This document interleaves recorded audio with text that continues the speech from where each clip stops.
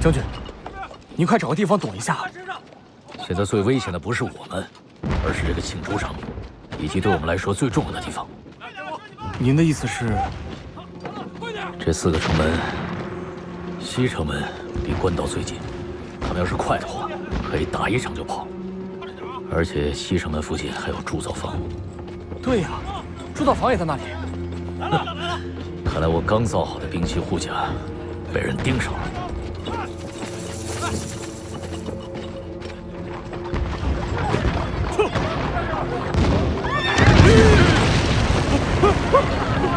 哎，你别跑啊！快回来！回来！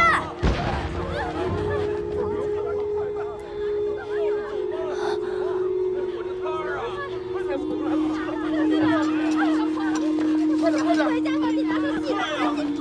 别拿了，快走吧！两位娘子，快出来吧！外面现在已经乱成一锅粥了。这是又开战了？奴婢也不知道。那我们赶紧去西城门吧。但是车夫跑了，这马车奴婢也没驾过，不知道该怎么办。没驾过马车，还没看过吗？莫喜，驾！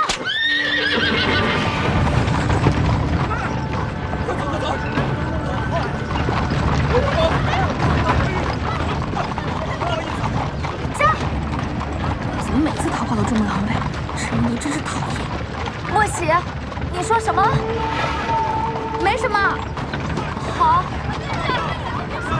驾！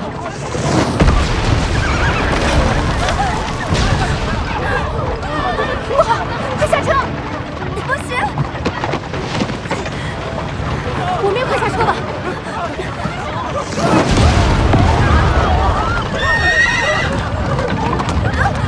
凤阳娘子，凤阳娘子。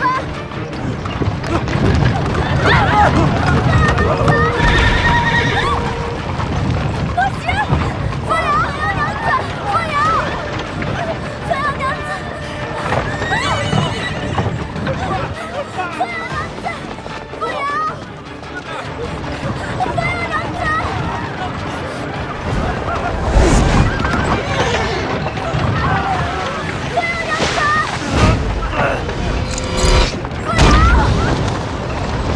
将军，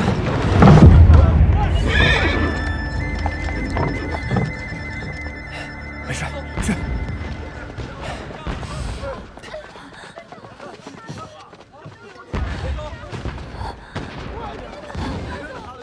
多谢。怎么样？伤到没有？我没事，你没事吧？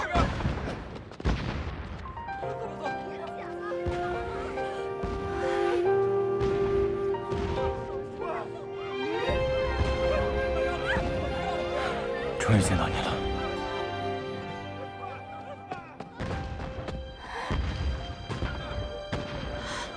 这靠近西城门了吧？怎么爆炸声一直在附近啊？我也不知道，但当务之急是赶紧出城。走。好，走。都是我打坏了，你干嘛你？你赔钱！你干嘛？好几处都被攻破了，看来真是冲着铸造坊而来。谁不讲理啊？你呀！莫喜去了西城门，将军怎么知道？快撤！撤！撤！坤叔拿来了！快点，再不走来不及了！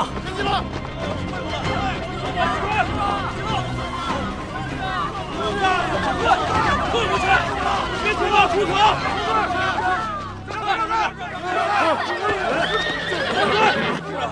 不对，别往前挤了！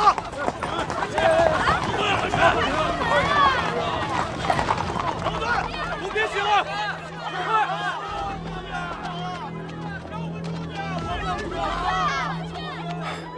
别怕，我们有通行文书。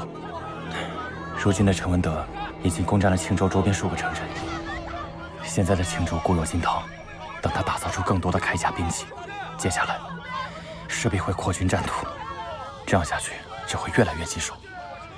现下锻造坊遭遇袭击，他只是把辎重运往城外的藏匿之处。那我们该如何出城？既然军马可以先行，那将军府的人也可以。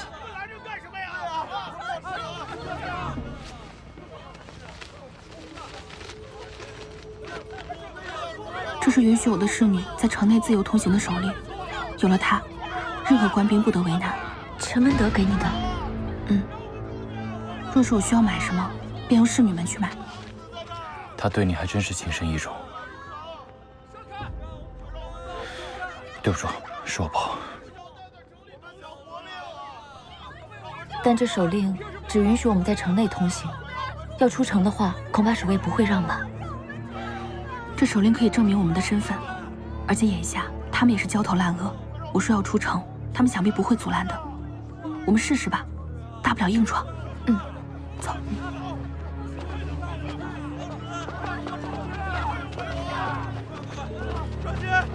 哎，说了不让出城，推过去。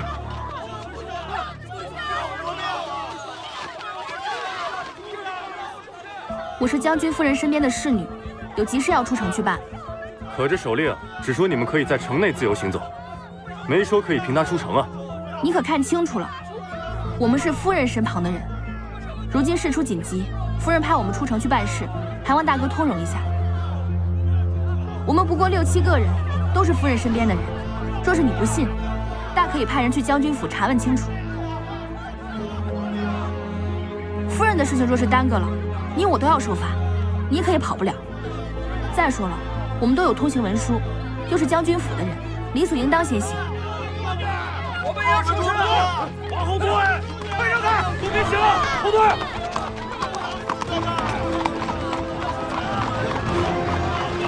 让我们出城，快让我们出城。走。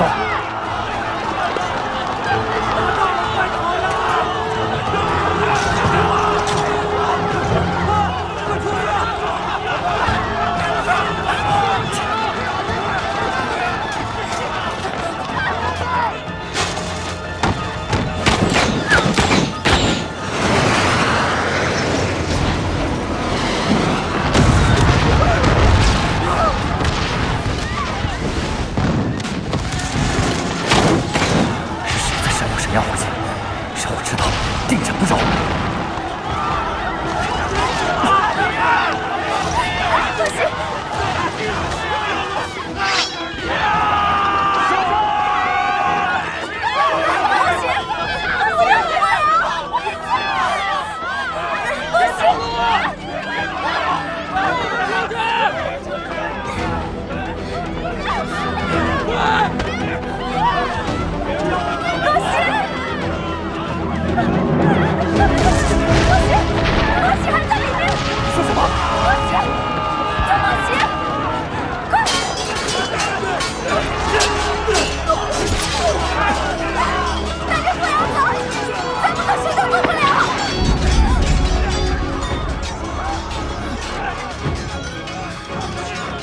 姓陈的，赶紧把莫西放了，不然我踏平你的青州！败军之将，你算个什么东西？夺人妻子的逆贼！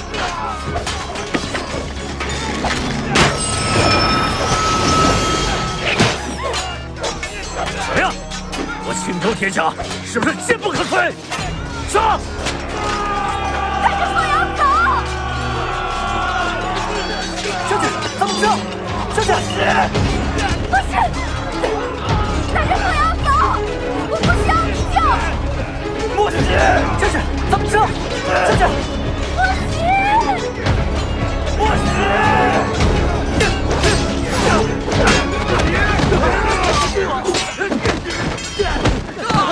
莫西！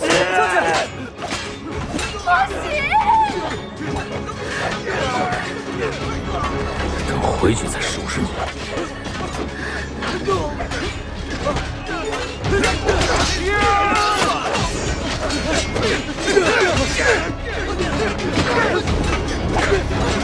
莫西！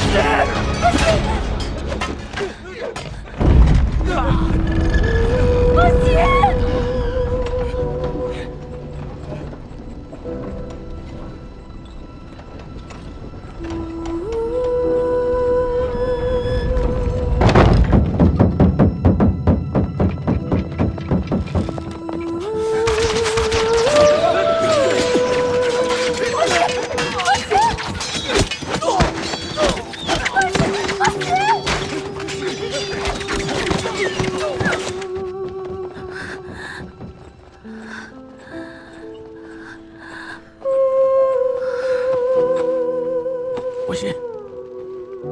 莫西。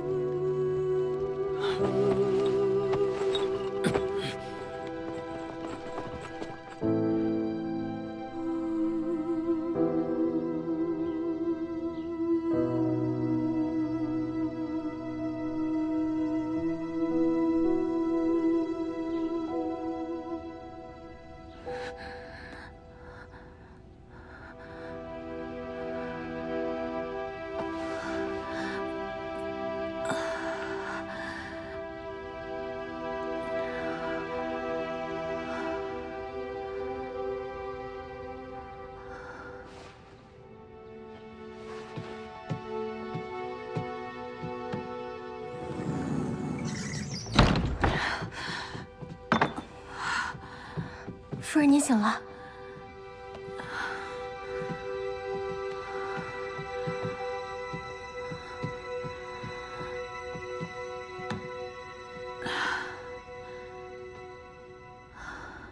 我们怎么又回到这儿了？我到底怎么了？您中毒了。中毒？是，在城门口，您是中毒晕倒的。大夫说了，凶险万分。 若是他晚来半步，怕是已经毒入肺腑了。谁给我下的毒？陈将军费了一番波折才查到，毒是在那通行手令上面。手令？但那手令是陈文德给我的呀。我想起来了，那日我送沈山长回书院的途中，遇到了盘查。报cáo。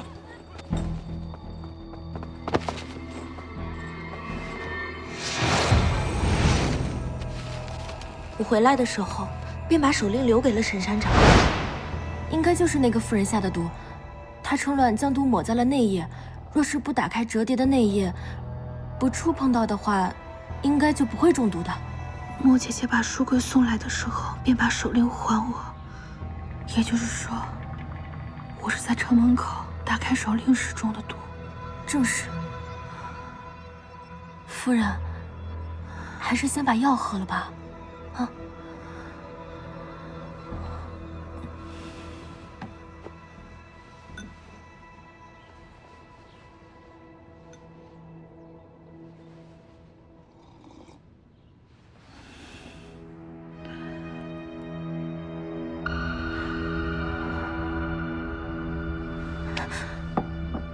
陈文德为何没把你抓起来？奴婢。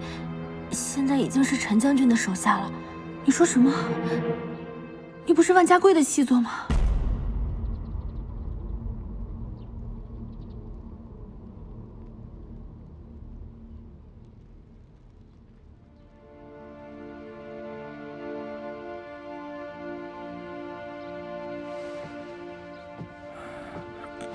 万将军万幸，没有伤及筋骨，过些时日便可复原。 劳烦大夫了。哎，将军，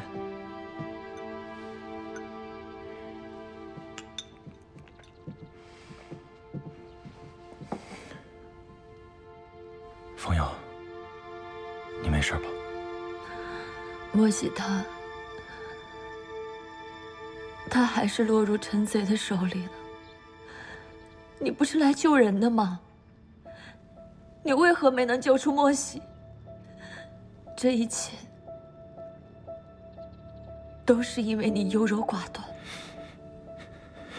我不是不救他，我一直在设法救他。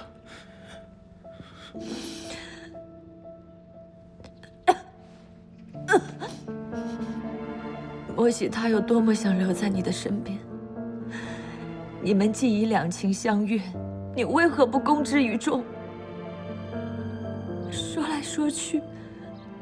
不都是因为你犹豫不决？不是我犹豫，而是担心你和阿弟阿娘受不了。可是我总归会知道的呀，你何苦要瞒着我？我看你不是不敢告诉父亲母亲你不想娶我，你只是不敢告诉父亲母亲，你要改娶的人是莫喜。你胡说！我是不是胡说？你心里有数。说莫喜，这是你的儿媳。我们万家绝不会有这种身世的儿媳。若是真有这一天，我颜面扫地，我情愿撞死在祖宗牌位前，你知道吗，儿？你对我本无情意，一切都是我自作多情。但是你一直瞒着众人，难道单是害怕我伤心不成？你只是碍于父母的面子，你是在嫌弃莫喜。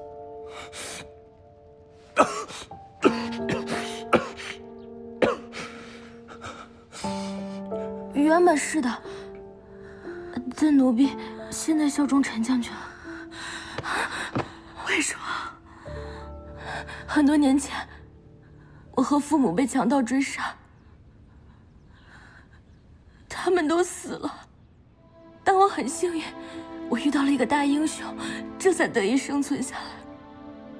我原本以为我这一生都不可能再见到他了，但是没想到在执行任务的时候遇到了。那人便是陈文德。是，我曾经发过誓的，如果有一天我能碰到他，我能报答他的话，哪怕付出我的生命我都甘愿。原来是你告的密，怪不得陈文德那么快就追过来了。奴婢请夫人体谅陈将军。他其实早就知道您要逃跑，但他一直没有戳穿您，他在等您回头。莫喜，跟着我吧，不要再惦记别人了。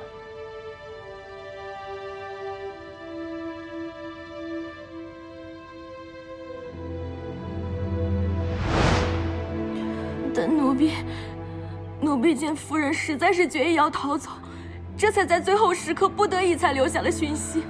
将军也是看到那些讯息才能追上您的。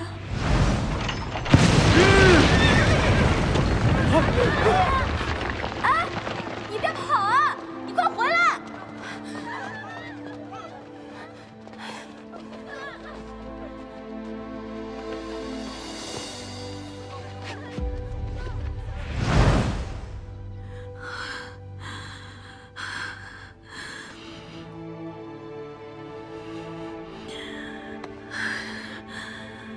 你别再花言巧语，我这个人最讨厌的就是两面三刀的细作。我没有啊，夫人，我也没有丧了良心。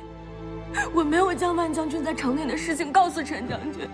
如果陈将军知道的话，他抓了万将军，后果什么样，夫人您知道的呀。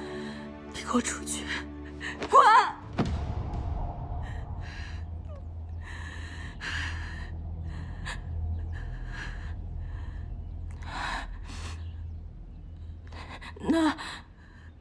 那奴婢先告退了，夫人别再生气了，息怒吧。你身子还没好，哪怕不是为了奴婢，为了夫人自己，夫人你先把药喝了吧。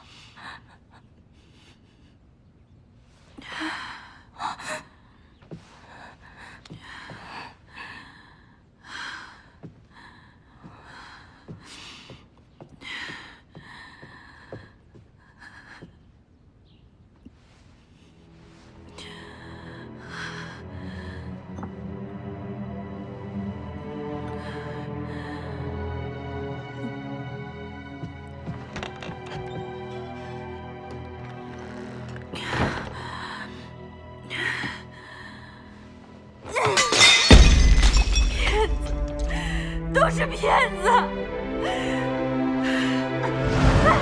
莫喜，夫人，莫喜，莫喜，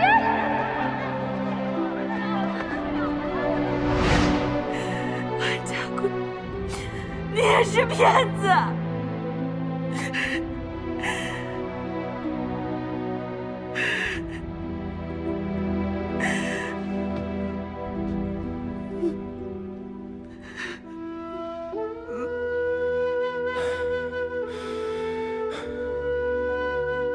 我知道，你是是担心莫喜在心下急躁，口不择言，但机不可失，时不再来。想再入青州城并不容易，你冷静一点，让我想想法子。可是要等到什么时候呢？莫喜这次潜逃必定是触怒了陈文德，他现在就在陈文德身边，他一把便可以将莫喜掐死。现在我整夜都睡不着，我只要一闭上眼睛，脑海里全部都是那日混乱的那一幕。我们错过了莫喜最后出逃的机会。莫喜若是有个三长两短，你我都难辞其咎，我们便都是罪人。万掌柜，你这么厉害，你能不能去救救莫喜？你能不能快些将莫喜救出来？难不成你要眼睁睁看着莫喜嫁给陈文德为妻吗？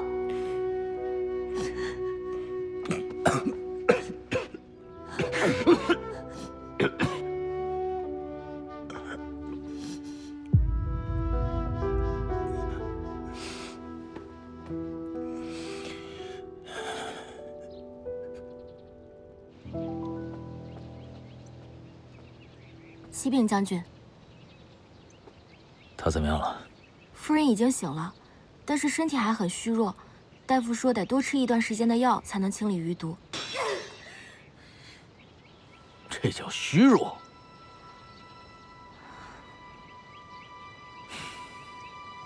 想来说什么？问了自己为何会中毒，还有脸问？陈文德，你个混账，懦夫！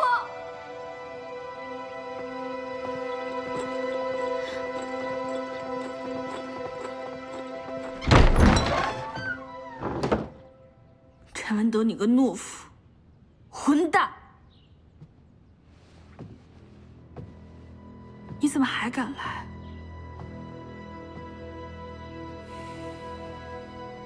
我为何不敢？你在我身旁安插奸细，那个立春竟然是你的人。你要是没得失心疯的话，你应该记得，你先逃跑的。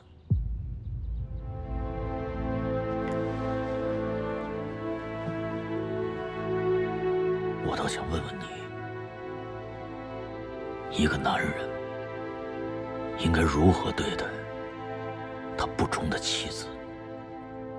是谁跟我说，绝不反悔，这辈子都愿意跟着我？到头来，心心念念的都是万家贵。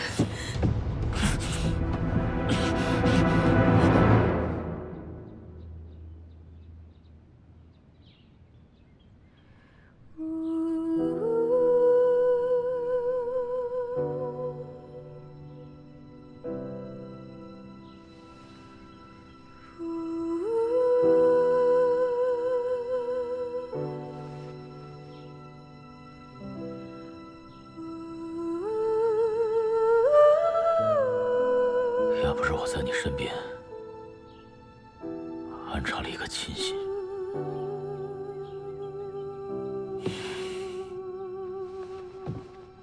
你早就跟那个奸夫私奔了吧？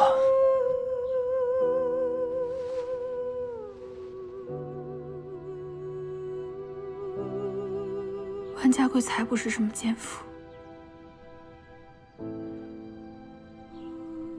你也不是我真正的夫君。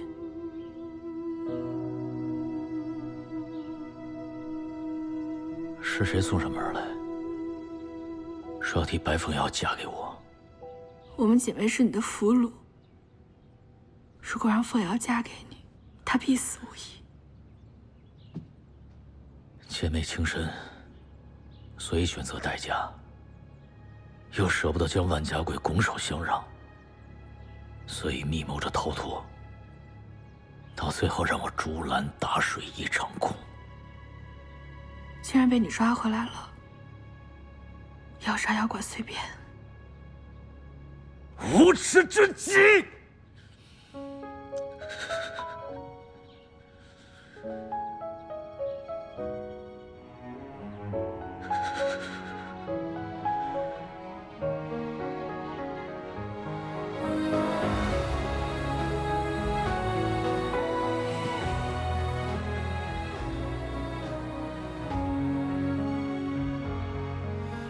首领想逃跑，被刺客钻了空子，差点小命都没了。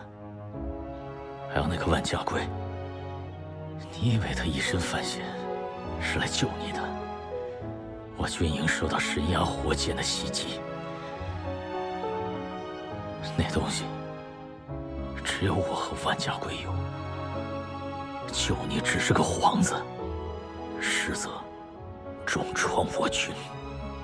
不可能，万家贵不是这样的人。我了解他的为人，万家贵不是这样的人。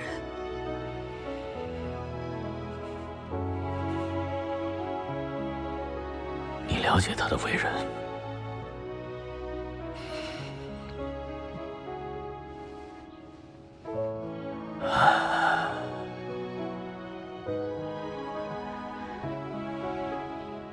在你心里，我满腹的心机全是算计。万家贵就是贵公子，朝廷的栋梁。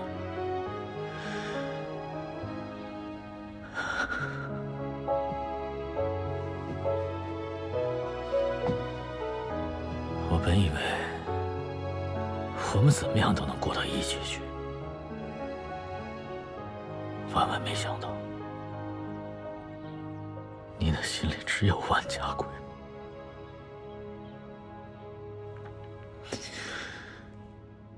好，很好。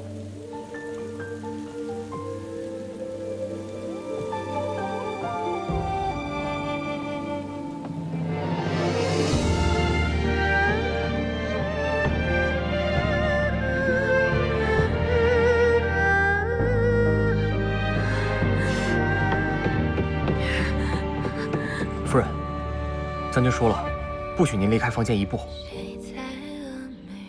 将军很是生气，我从未见过他如此这般震怒。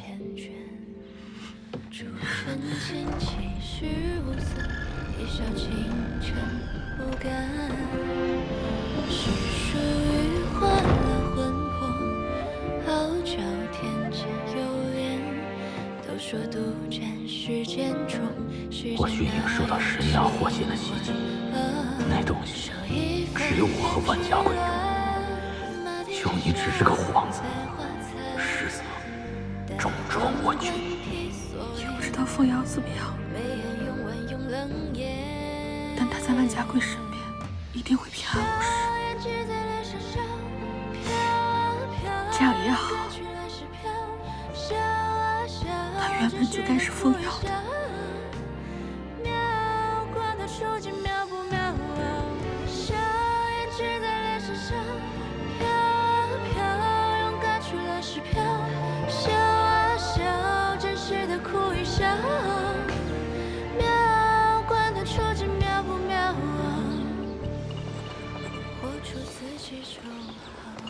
将军，怎么样？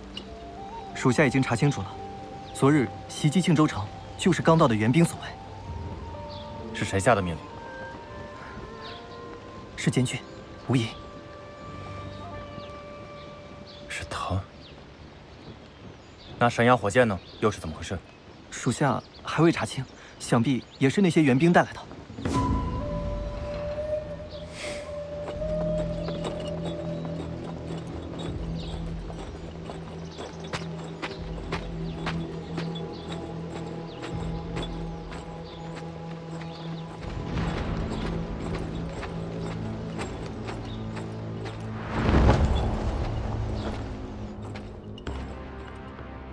万将军总算是回来了。庆州城的混乱是你制造的？不错，不然你们怎么可以全身而退？你们用的是神压火箭，这是我龙湘军独有的，你为何会有？神压火箭虽是朝廷绝密，但若侯爷想要，却也不难。你的意思是，侯爷擅自盗用神压火箭？此事我要上报朝廷，问个明白。大军已到，你不筹谋攻城，却私入庆州，究竟所谓何事？也当在朝堂之上说个分明。万将军，我们是一条船上的人，眼下当务之急是拿下庆州城，而不是起内讧。此事我会查清楚的。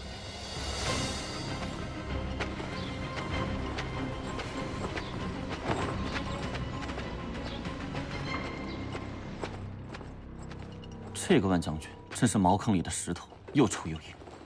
早知道还不如不救他，让他死在庆州城。他只是我们拿到铁矿的一枚棋子，何必在乎他的态度？再说，我制造混乱也不是为了他。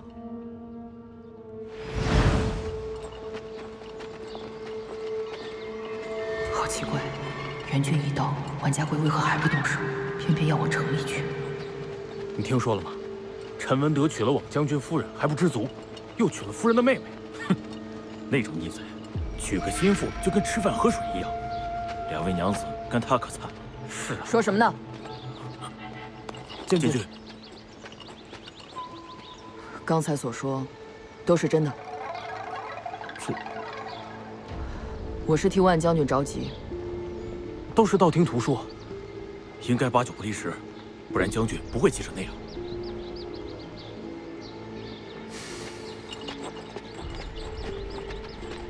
去神崖火箭来，军令如山，快！是。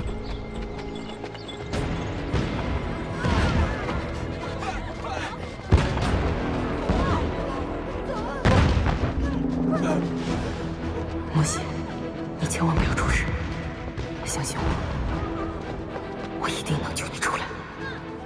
这边！这边！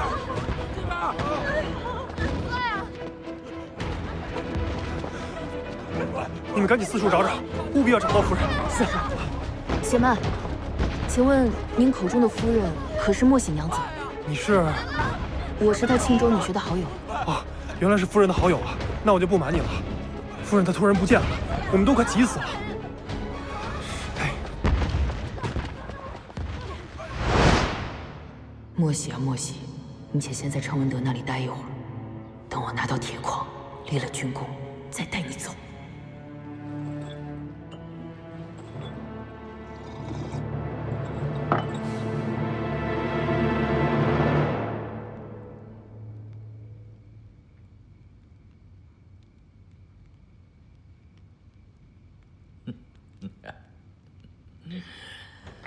莫喜，你怎么来了？为何这般看着我？我像洪水猛兽一般。天色已晚，来我房间里做什么？做什么？这到底是谁的房间？但你先前不都睡在书房的吗？原本是这样，今日我改主意了，把房间让给你，你也不是我的好，老想着跑。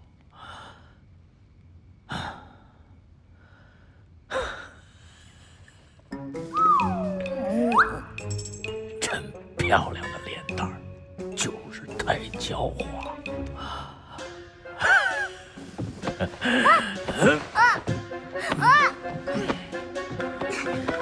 干嘛？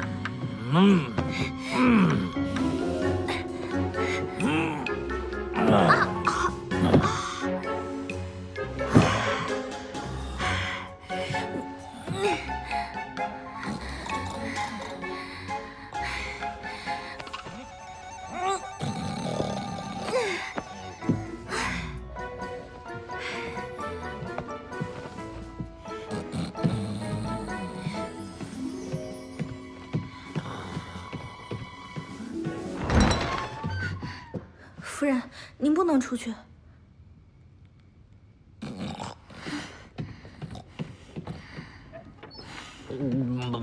莫西，把我的床还给我！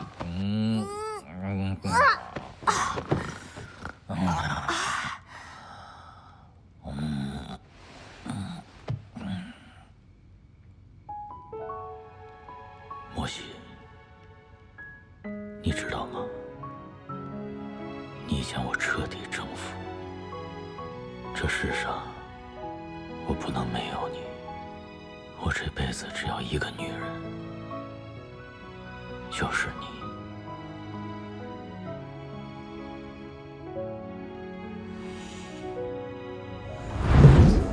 你再跑，我就打断你的腿。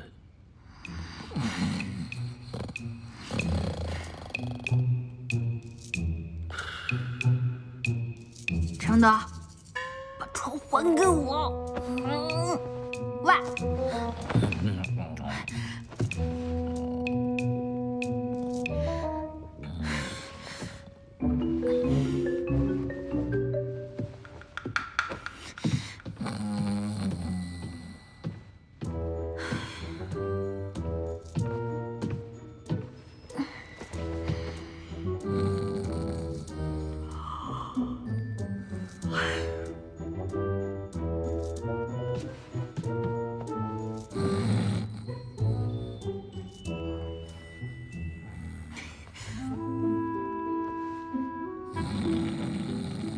混蛋！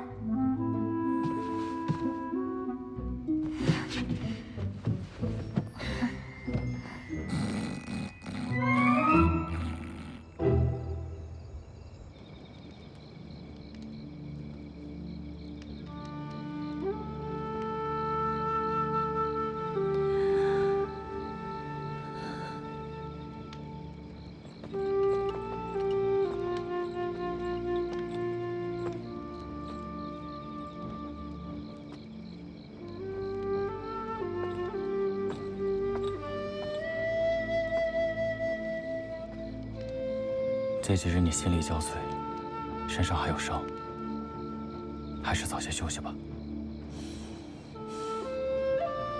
我想莫西，我睡不着。我定会设法救他出来的。你之前在莫西面前也一定说过，一定会娶她这种话吧？你做到了吗？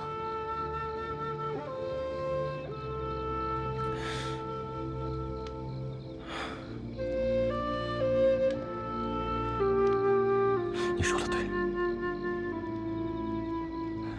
我答应莫西的事，总是做不到。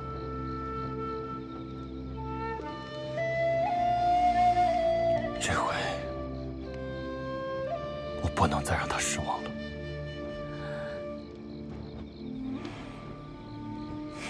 你去哪儿？各军一致，我决一强攻，夺下青州城。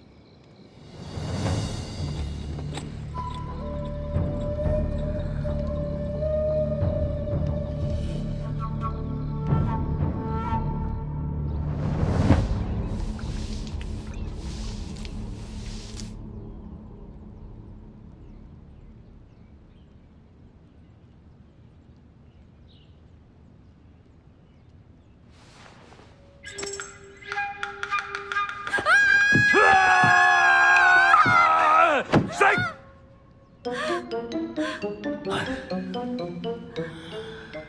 大清早的，你喊什么？我怎么在床上？半夜我给你搬过来的。那你对我做什么了？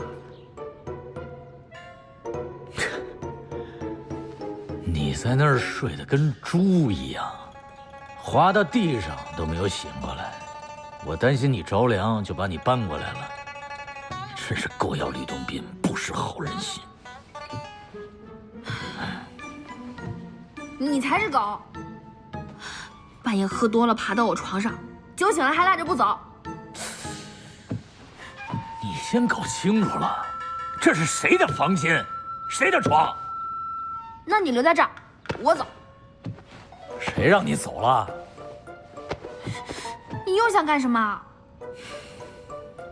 你太善于逃跑，还跟外人勾结。我决定，从今日起，你不得离开我半步。只要我的目光所及没有你，你是知道后果的。你休想吓唬我！这新婚燕尔的，你还敢杀妻不成？杀你！心疼你还来不及呢，怎么会杀你呢？不过呢，那些伺候你的下人们，责罚是逃不掉的。伺候我的那些侍女都是你的人，其中还有一个2面3刀的戏子做，你休想拿他们要挟我。那沈省长呢？从女学弄个箱子来，把你们姐妹运出去，太得罪我了，还有脸问我要粮？我留下便是，但你要答应我，不许找他们的麻烦。那要看你的表现了。要去哪儿啊？我去梳头更衣。为妻要有为妻之道。你去找小五，那个，你把我那个早饭都端过来。你别得寸进尺啊！那别人的妻子都是尽心的伺候自己的夫君，让你端个早饭，你就唧唧歪歪的，成何体统？要去哪儿啊？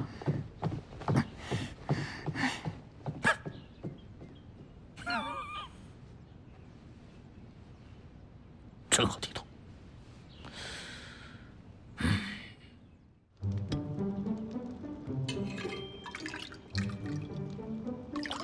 这是什么早饭啊？这么大一盆？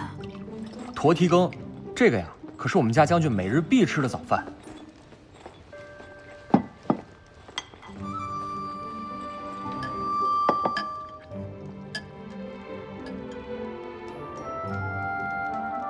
你每天都要给他验毒吗？这个世上要杀将军的人可太多了，防不胜防。真有那么多人想刺杀他呀？那是啊，光本月以来就抓了有7批，有投毒的、刺杀的，哦，还有色诱的。那么多人想要他的命，那他的日子也不好过吗？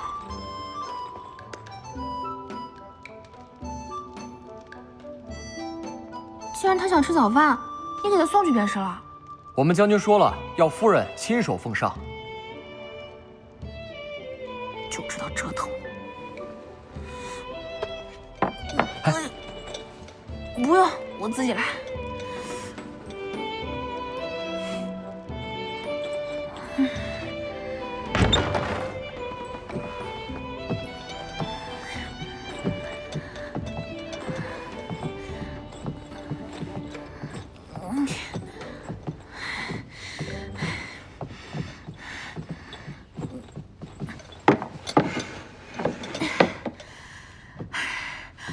吃吧。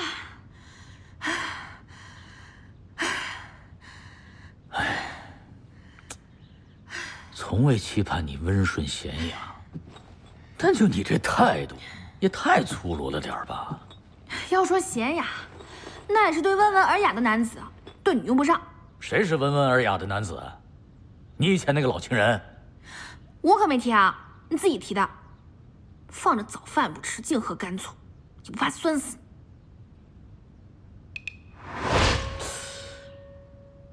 该喝甘醋的应该是万家贵呀，那毕竟天天跟你朝夕相处的是我。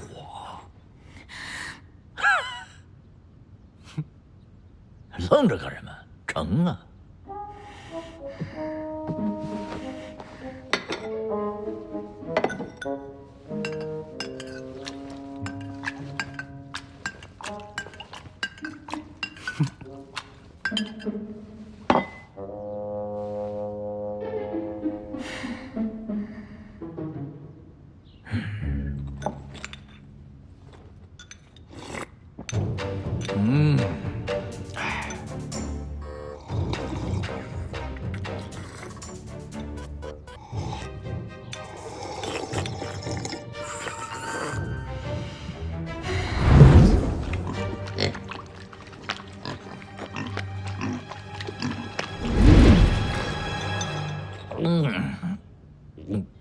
再来碗。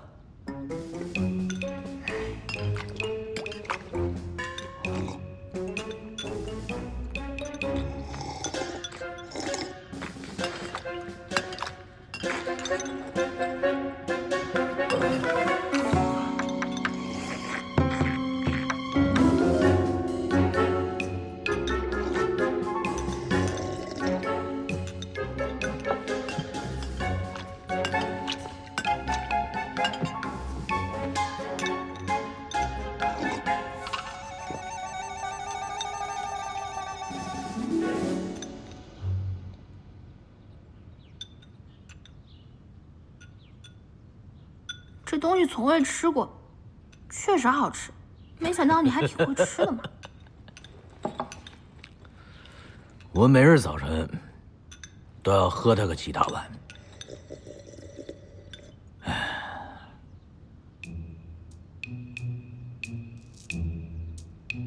从今以后，只要你跟着我，那有你饱口福了。每日都吃，这不吃3日就腻了。爱吃不吃。走吧。去哪儿？今日我要去城楼巡视，你跟我一起。我为何要跟你一起啊？为何跟我一起？刚才不是跟你说了吗？从今往后，我去哪儿，你跟哪儿。我不去。小五，将军，再唧唧歪歪，打了。是。夫人，请吧。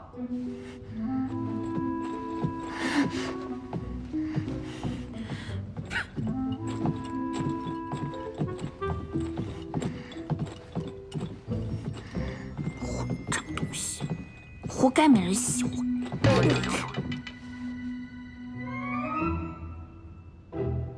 嘴里嘟嘟囔囔什么呢？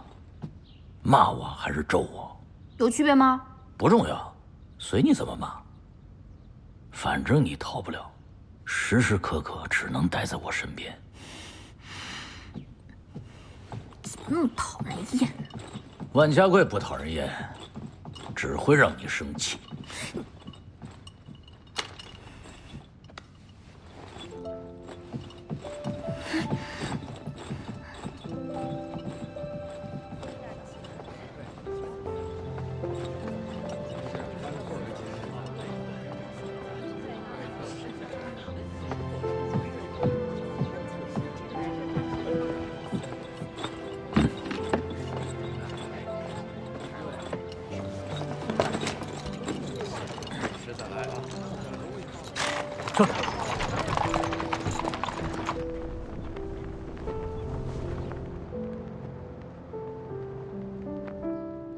先前被敌人偷袭而损毁的铸造房，大部分都已经修缮完成，恢复锻造了。好，你速速去大营附近分发粮食，给那些受影响的百姓们。去吧。遵命。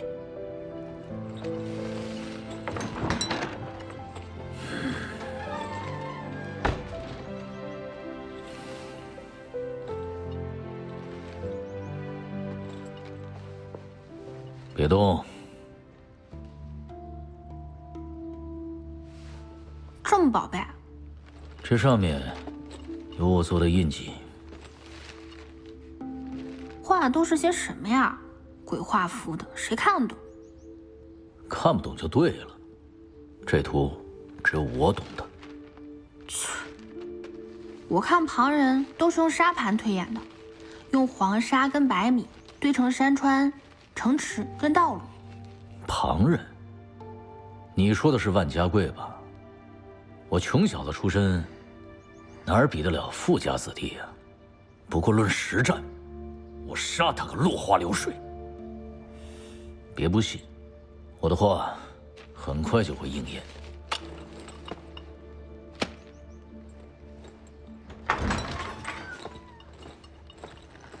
启禀将军，北周使者到。这么快就来了？让他进来吧。是。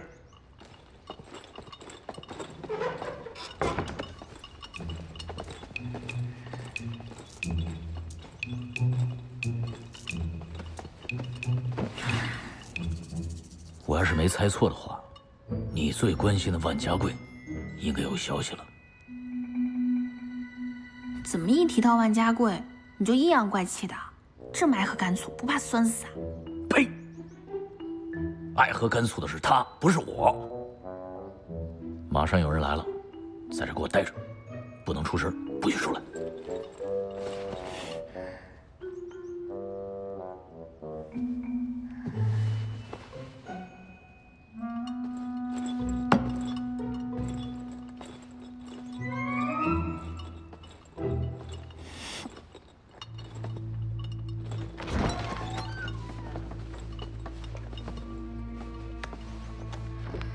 见过陈将军。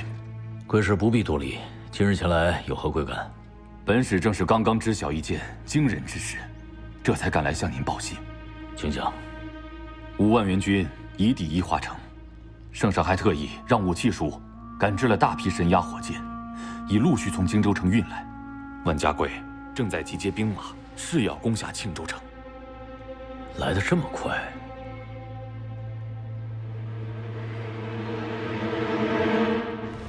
此次强攻务必要快，打对方个措手不及。但各部之间并不相熟，因此需要尽快操练磨合。军阵之间的联络要尽快熟悉，以免彼此误伤。将军，万万使不得！各位都是客军，远道而来，虽说都是为朝廷效命，但确实解了我的燃眉之急。长途跋涉着实辛苦，万某在此谢过。辛苦倒是说不上，但万将军得速战速决，切不可拖延。都是为朝廷效力，没得说。只是我们身为京畿戍卫，离开的久了，恐怕荆州城的安全难保啊。是啊，我等所在城池也不能无人把守。各位的忧虑，万某都明白。客军在外确实不宜久留，万某定会尽快发起总攻，一举歼灭叛贼。那最好不过了，我等先行告辞。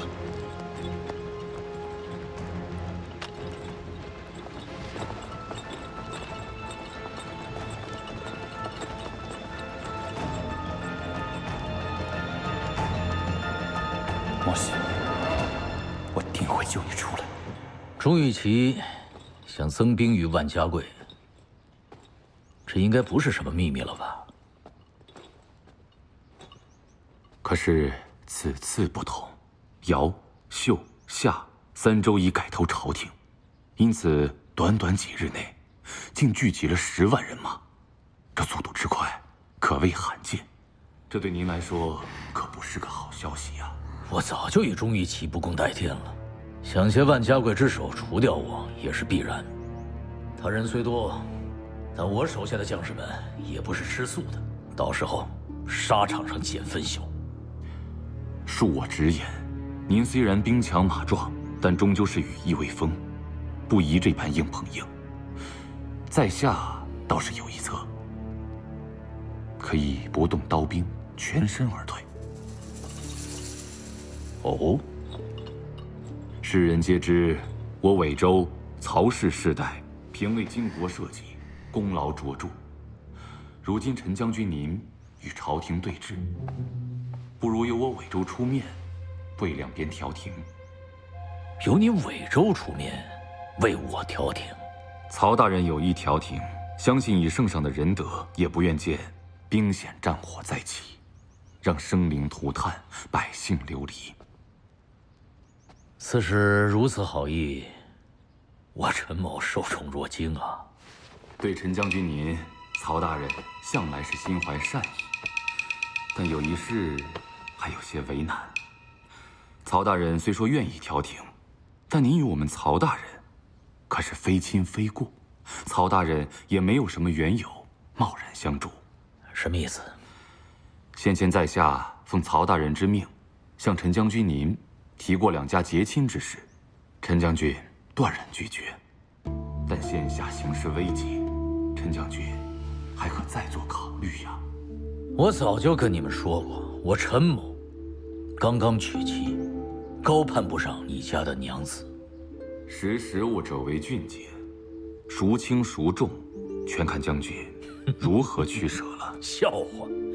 陈某长这么大，第一次听到把卖身求荣说得如此的冠冕堂皇。回去转告你家刺史大人，他的好意我心领了，但陈某能有今日之成就，是靠本事得来的，不屑于他人，有裙带关系。既然如此，陈将军可千万不要后悔。鬼使且难。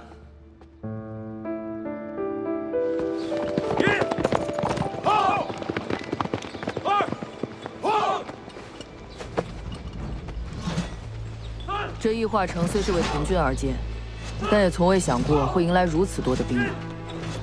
除了侯爷派来的5万大军，还有姚、秀夏三方增援的大军沿着官道驻扎在城外，这10万兵马人吃马嚼，调度起来更是难事。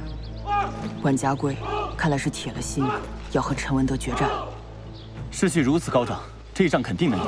到时候侯爷拿到铁矿，郎君绝对是首功。不一定。郎君何出此言？你看他们南腔北调，一盘散沙，打起仗来还真说不定管不管用。若是出了什么纰漏，我们得先做打算。有何打算？你们到时候便知道了。这一仗只许赢，不许输，否则都别想活着回去。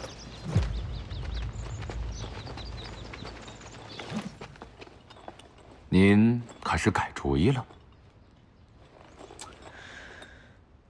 我只是想问你一句：我家夫人被下毒，是你们所为吧？您觉得是我们下的毒？可有凭据？凭据？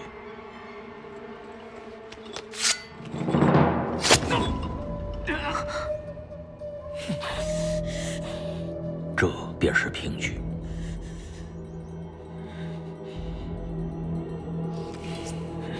要是再敢伤害我家夫人，我把你人头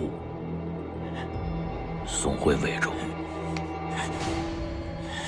行，你等着。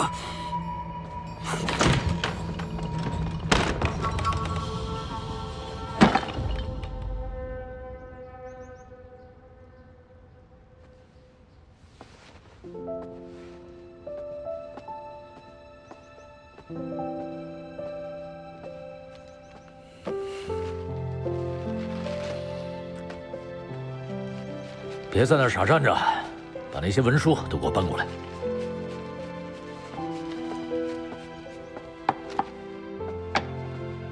那边有书，我让小五专门给你带了绣花绷，你要么看书，要么刺绣。总之，你别来打扰我。我不看书，也不刺绣。那就闭嘴，睡觉。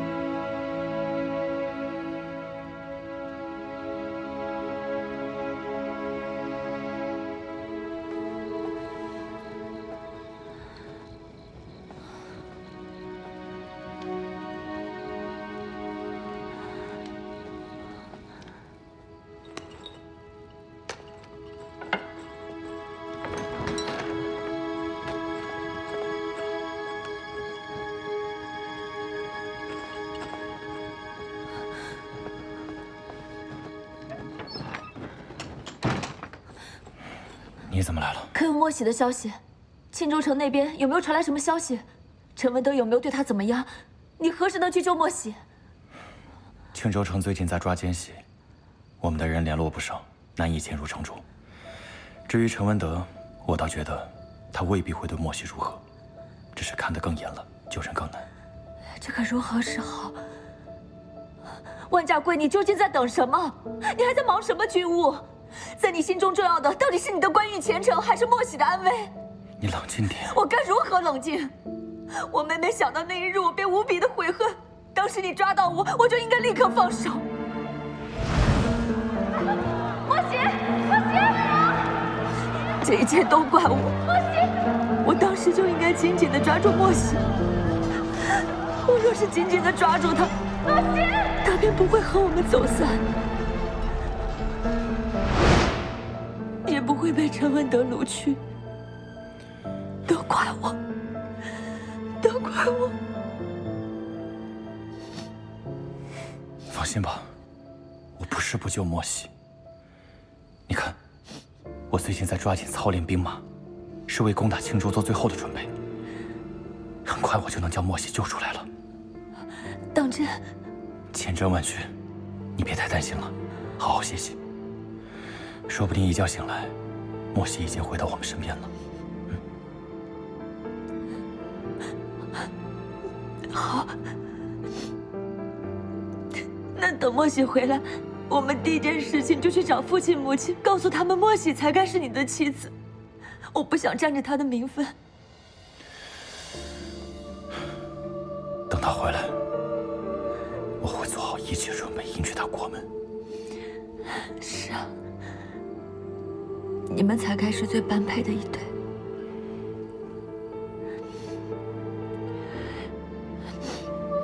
天色已晚，我先回去了。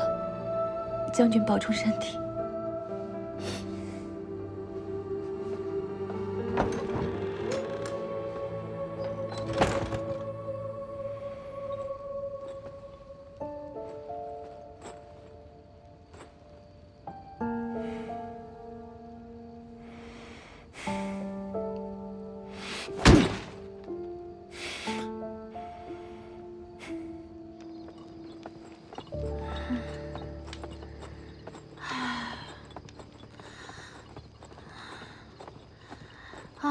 没想到躺着睡一天也这么累，这天都黑了，你可真够忙的。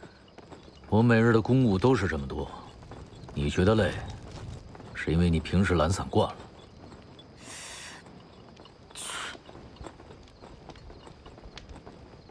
哎，今日的公务还没完呢。还没完？是，这附近有几个铸造铁器的作坊，我们得去看看。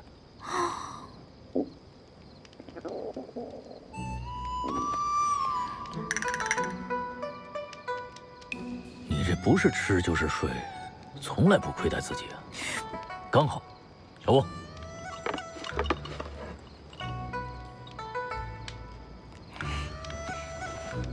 吃吧，垫垫肚子。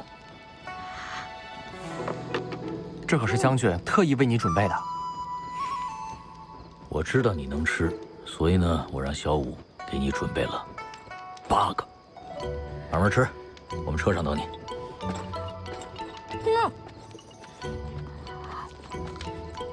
嚯！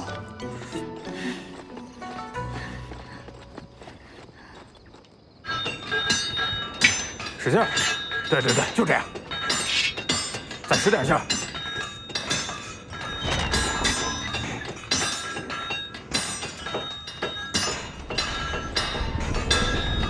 这么晚了还在干啊？哎呀，这便是那日万家鬼的神压火箭所致。还不是你先抢了我跟凤瑶做人质，还攻打庆州，才会有这些事儿。将军，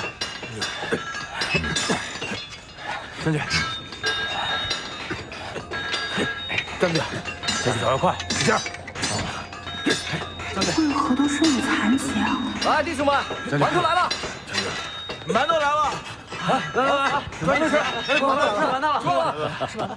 将军，这些年多亏你了，一直照顾着我们，要不然像我们这种人，早就饿死街头了。对呀，没错，多亏有将军，要没有陈将军，我们早就饿死了。我陈文德说过，只要我有口饭吃，就少不了你们的。这句话，我不会忘记。我跟着征战的每位大人都说过这句话，可是只有将军你做到了。大伙说是不是啊？是。好啊。哎呀，兄弟们，若是每柄剑都有如此的质地，一个工坊造300柄，10几个工坊就是5000柄，有如此的力气，何愁大事不成啊？说得对，将军说得对，对，何愁大事不成？行，吃馒头吧。哎，吃馒头，最后一个，来，多吃点。你怎么了？小心烫啊！你一个月内铸造这么多兵器，是真的要造反吗？我跟你说了多少次了，我不是叛贼，何来造反？你怎么就不信呢？但外面人人都说你是叛贼，而且你老跟官兵打仗，平时又凶又狠的，我怎么相信你啊？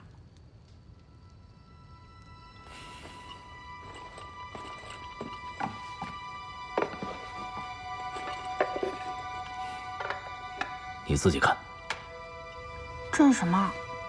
明德侯钟玉齐和吴郎勾结刺史作乱的证据。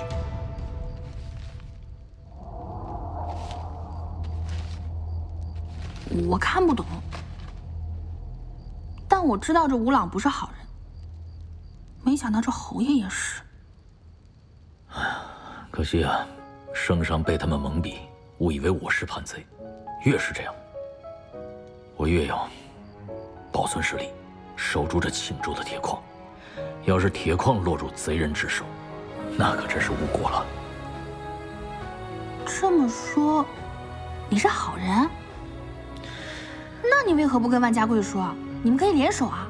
我跟万家贵说，我说了他会信吗？他万家贵就是钟玉琪、吴朗拿来对付我的一颗棋子，他哪有这边实力啊？大伙儿吃完馒头，继续干活。你这工坊里为何有这么多残疾之人？这都是我军中的袍泽兄弟，大正受了伤，再也没法上战场了。我就让他们在这干活，每月俸禄和在军中不变。原来如此，那为何会有这么多的伤兵啊？你之前打了很多的仗。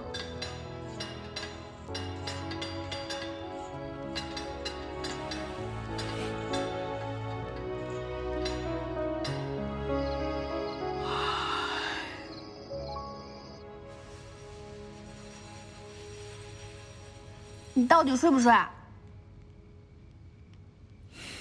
怎么，想跟我一起睡啊？行，那你留下，我去睡书房。书房重地，岂能让你随意出入啊？那我去别的房间睡。你别忘了，我之前说过，你离开我的距离不能超过5丈。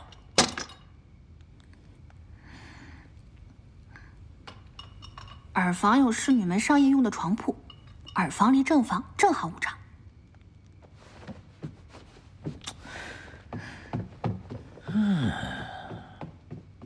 这小丫头片子。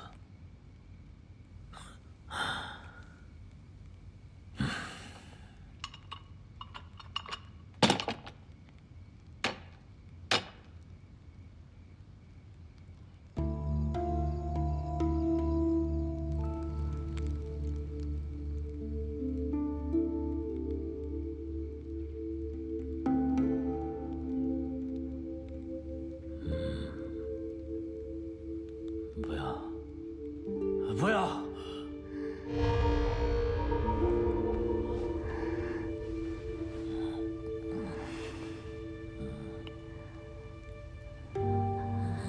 这声音，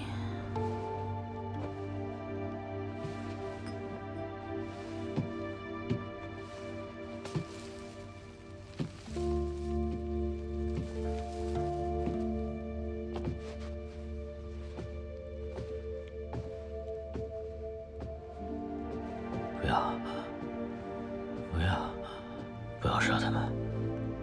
不要杀他们！不要！陈文德，不要！陈文德，陈文德，杀他们！陈文德，陈文德，不要杀他们！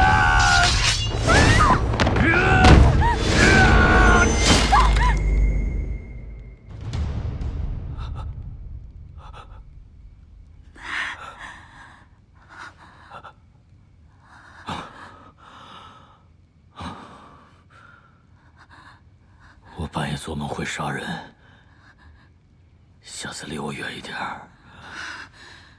你半夜3更乱喊乱叫，吓死人了！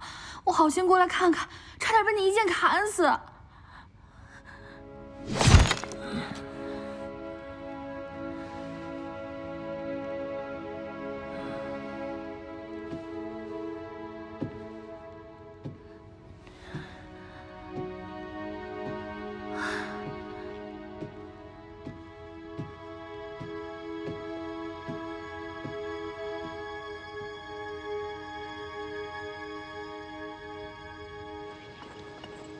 小心点啊，你们！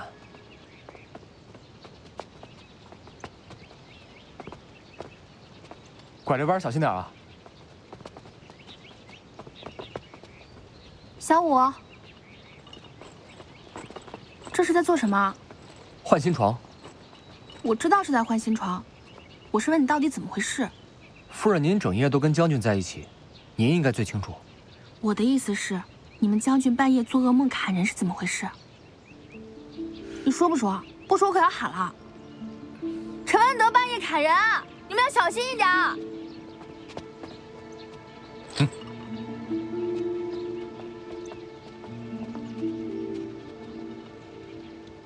将军从前遇到过一桩惨事，因而落下了心病。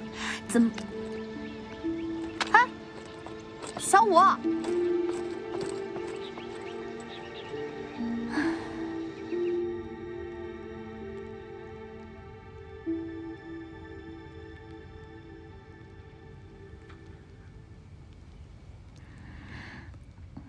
昨晚到底怎么回事？我昨晚差点被你砍死，你还想骗我吗？到底怎么回事？你跟我说让我不要离你5丈远，我做到了，那你得让我平安活着吧？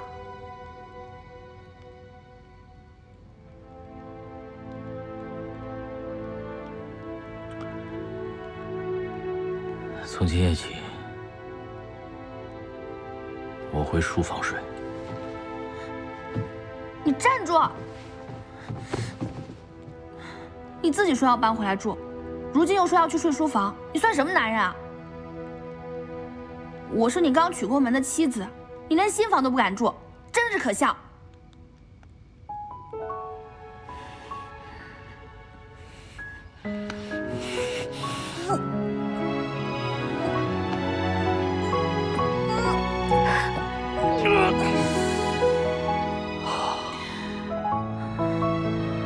你真是属小狗的呀！那也比你砍人强。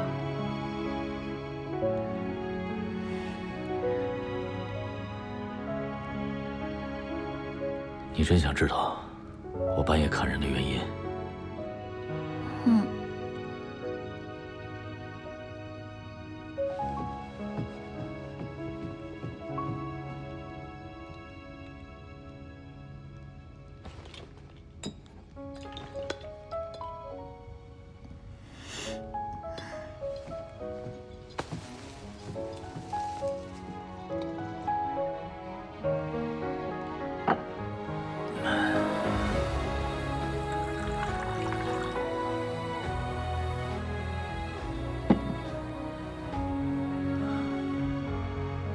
我族叔死了之后，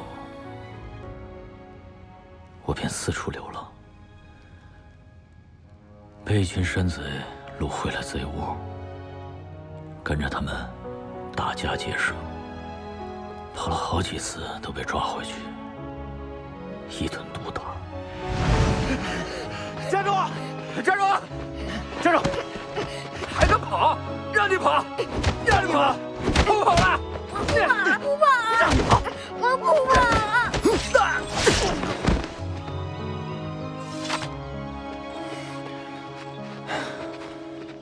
小兄弟，你没事吧？你的亲人呢？你家在哪里？我阿爹阿娘都死了，我没有家。撤！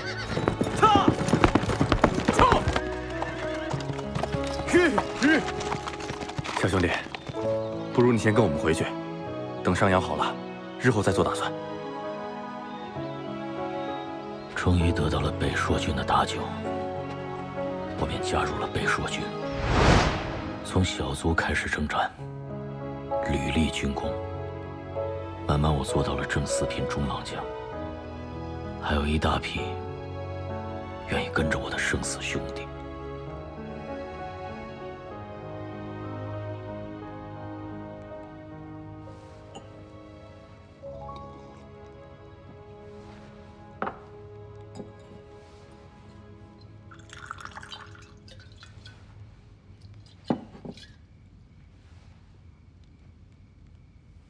那是个寒冷的冬至，我奉命剿匪，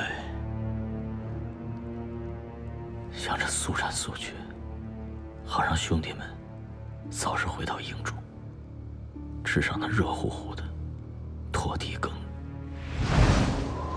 我头脑一热，便率队进入那个从来没有侦察过的小路。谁知一部分逃脱的山匪一直偷偷跟踪我。不好，有埋伏！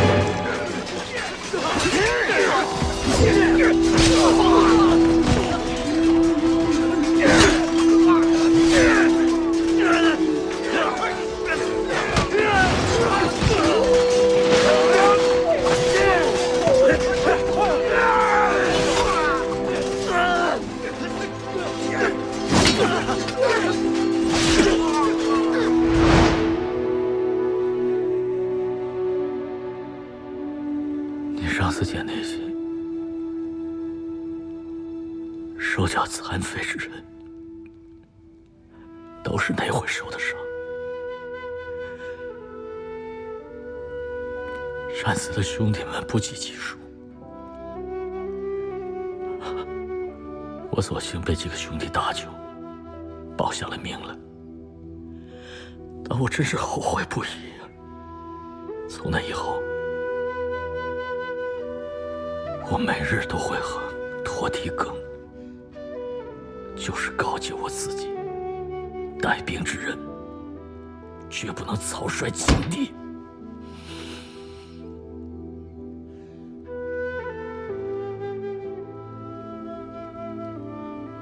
但之后，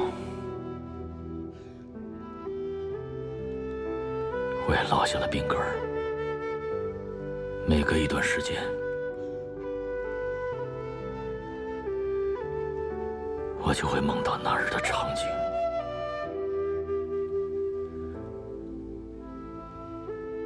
比地狱还恐怖。我永远对不起那帮为我战死沙场的兄弟。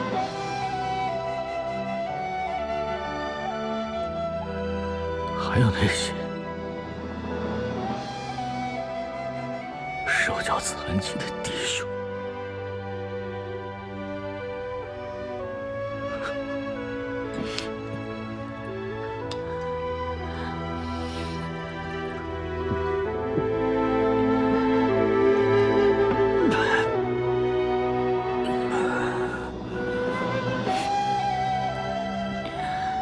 都是我不好，非要逼着你回忆。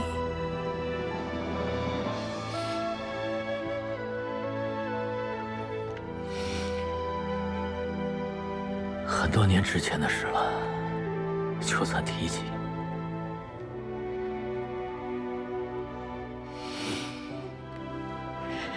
也没几个人记得了。你去哪儿？我们换一下，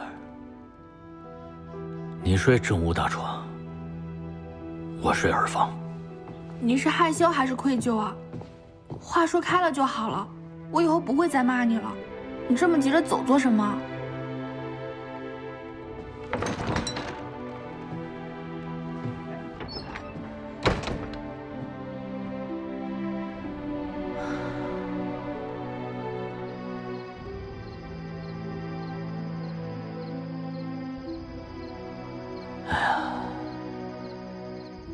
这么多年前的事儿了，既然说给这个小娘子听，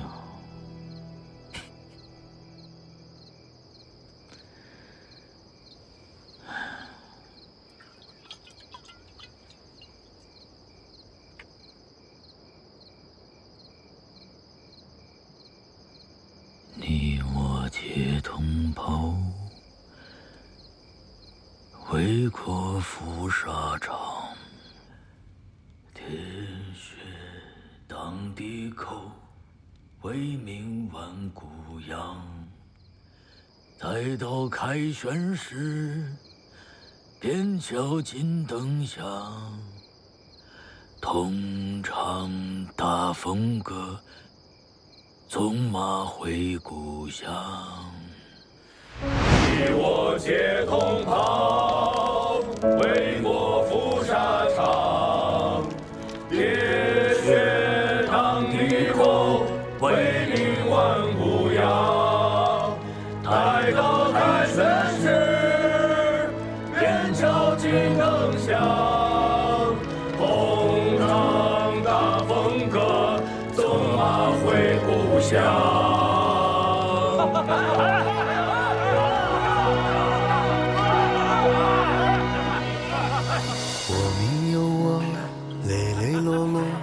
山高海阔，何以而我？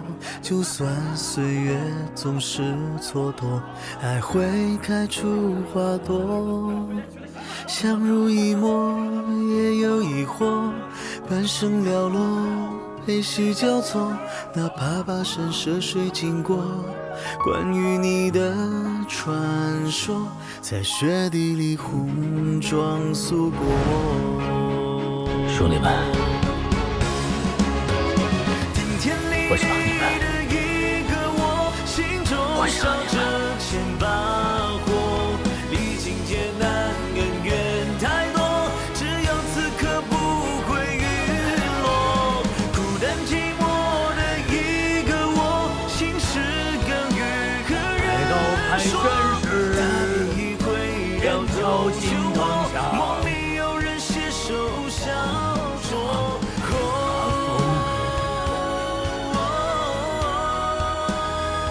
纵马回故乡。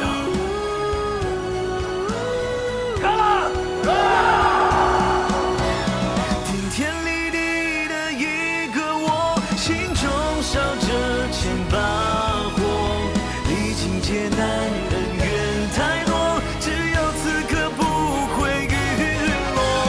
孤单寂寞的一个我，心事更与何人说？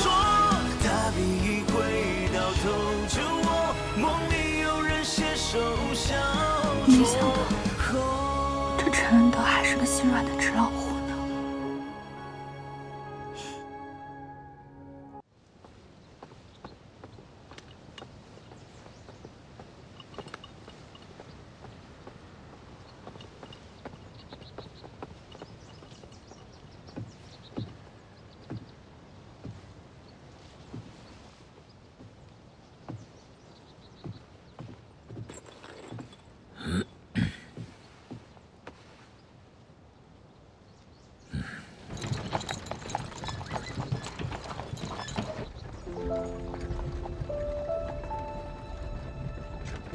你后半夜又喝酒了，连着2晚休息不好，还喝酒，很容易得头疼病的，轻则口眼歪斜，重则七窍流血而亡。你要是想完成你说的那些事儿，你要好好保养自己的身体。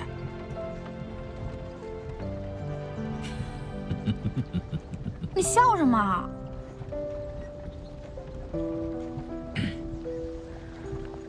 我知道了，我以后我一定注意。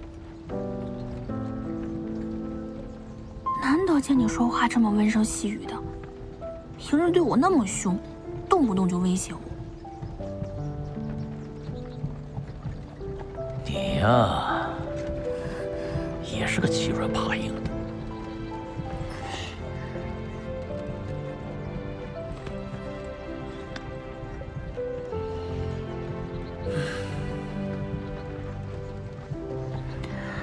我这是怎么了？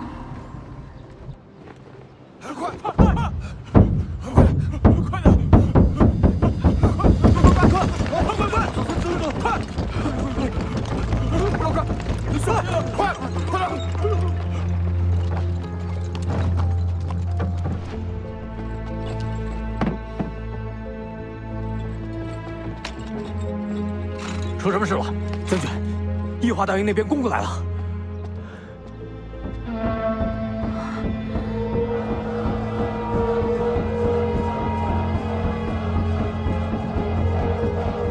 居然有这么多人！万家贵这次得到了钟玉琪的支持，麾下聚集了10万大军。你现在看到的这些，仅仅是前锋而已。10万？怎么，盼着这些大军将我碎尸万段，你好与你的旧情郎重逢？怎么一说到万家贵你就喝上醋了？喝什么醋？我只不过想提醒你，这万家贵看似来势汹汹，不过都是些土鸡、瓦狗而已。你若是心存幻想，恐怕这幻想得破灭了。你倒是对自己有信心。哼，我军中的将士与我生死与共，只要我们齐心协力，定能所向披靡。而反观万家贵，东拼西凑来的人马，各为其主，不堪一击。你说的这么趾高气昂，当初还不是他把你打出荆州城的？懒得跟你解释，什么都不懂。胜败乃兵家之常事。兵法我是不懂，但是我知道，这回只会比上回更凶险。上回你还可以从荆州城全身而退，但这次庆州若是失守，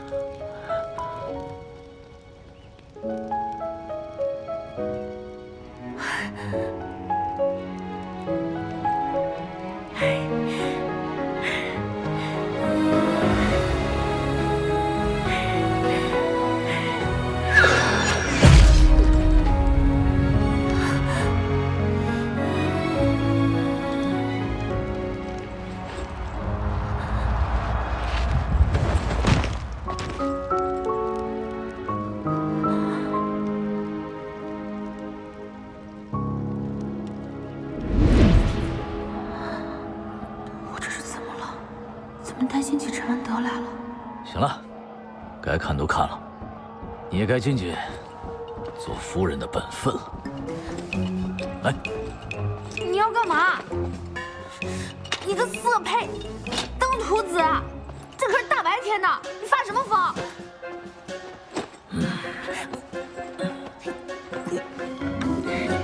你有本事去找那些青楼女子，别来招惹我。你身为我夫人，伺候我怎么了？但你答应过我，不勉强的。嗯？我什么时候答应过你啊？我是不想勉强你，但我发现你没有为人妻子的自觉。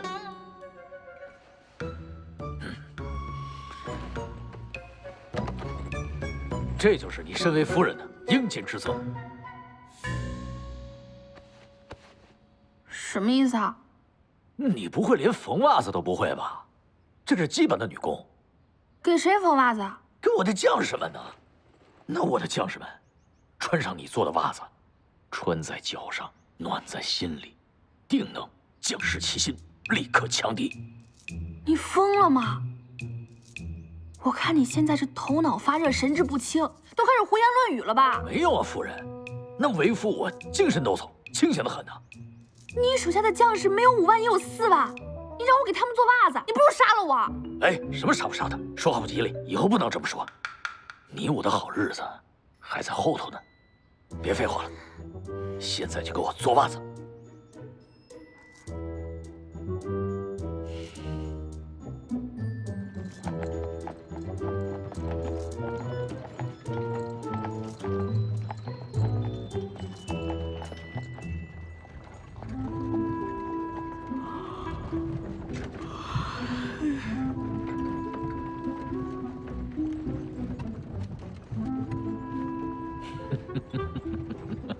你笑什么？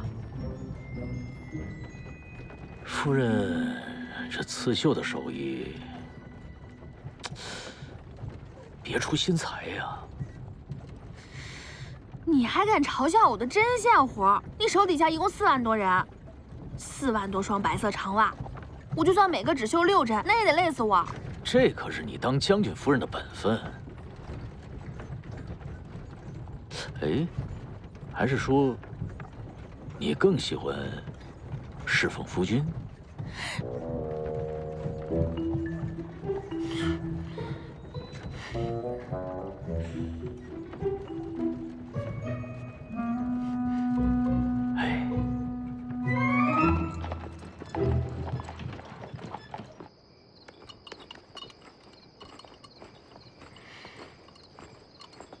小五，把这些袜子送到耳房去，我今晚在那儿睡。是。怎么，又要跟我分饰而居啊？倒也不是担心你能对我怎样，就是那些袜子快把我折磨死了。今日做不完，可以明日接着做吗？啊，再说了，这是为了彰显攻先士卒之意。你可以让你那些事不好，险些又被他的苦肉计骗过。可以由你带着你那些侍女，你们一起做。但是府上加起来也不过7、8个侍女。那你也只需要做8中之一了。慢慢做，总能做完的。哎呀，天色已晚，早点歇歇吧。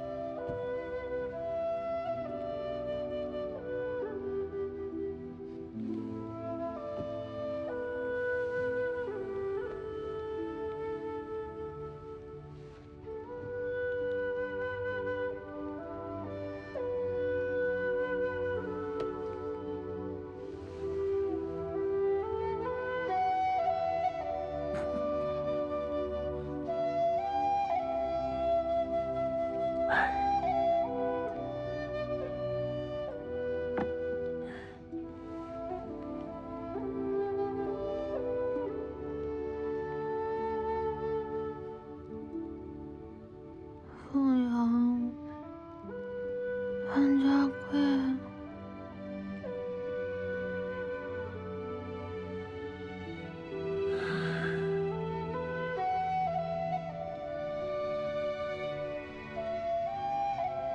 你呀，牙尖嘴利，也就睡着了还可爱的。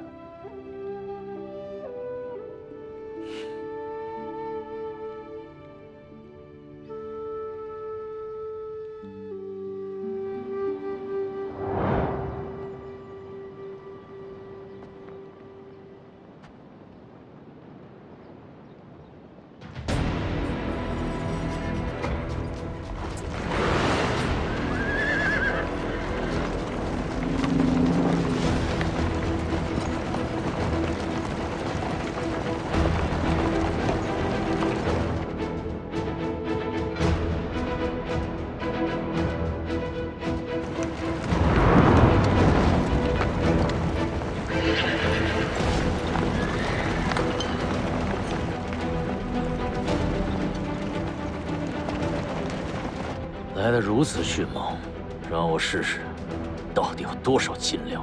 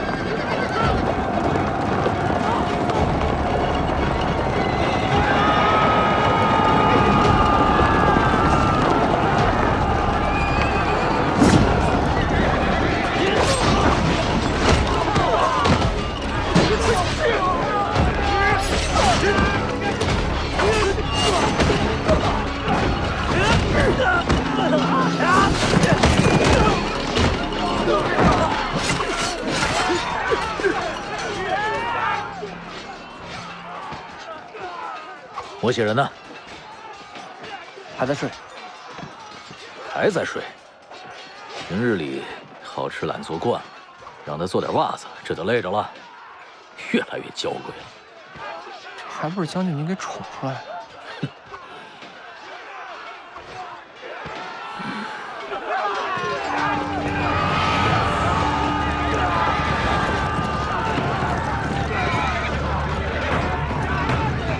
好啊，两路包抄了。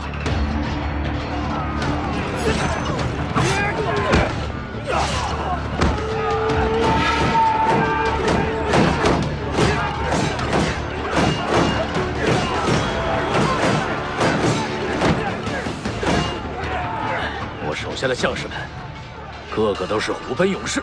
万家贵凭着人多吃下我庆州，痴心妄想。将军。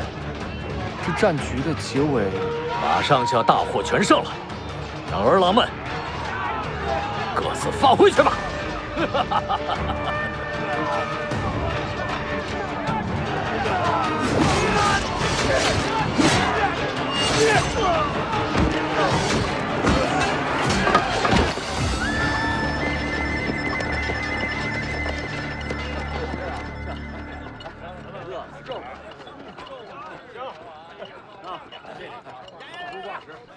你说这真的假的？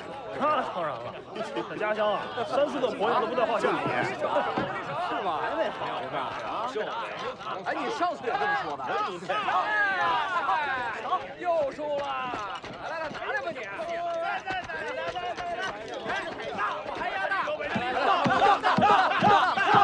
还在这玩？赶紧给我抬走！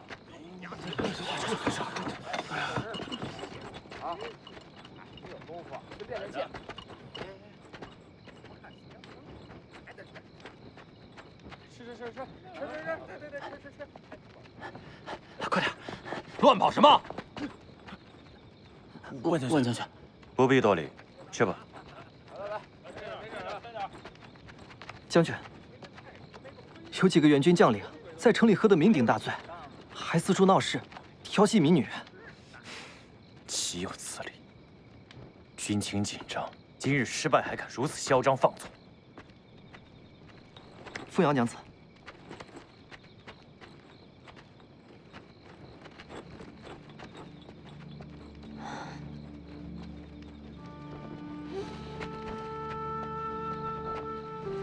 夜深风寒，将军要当心身子才是。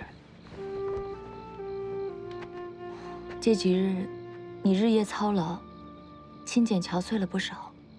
我无所相助，刚刚炖了些鸡汤放到将军的营中。将军入睡前喝些暖暖身子吧。辛苦你了。若是想救出莫喜，必须得整合全军，另行禁止。将军也在为此事烦恼。 将军如此神情，必定认为闺阁女子不懂兵法。我只是看书时多少接触了些兵家之言，虽说上阵杀敌不敢，但行军用兵之道，还是略懂皮毛的。你今日，莫非是为我指点迷津而来？指点迷津不敢，无非是有些个人的浅见。将军可曾听闻孙膑训练吴王宫女的典故？ 你莫非是要我学那孙膑，三令五申后违令者斩，以此震慑全军？我军各部来源不一，将帅一心，军事不调，想必军令也无法通行。若是想扭转，恐怕得从肃正军纪开始。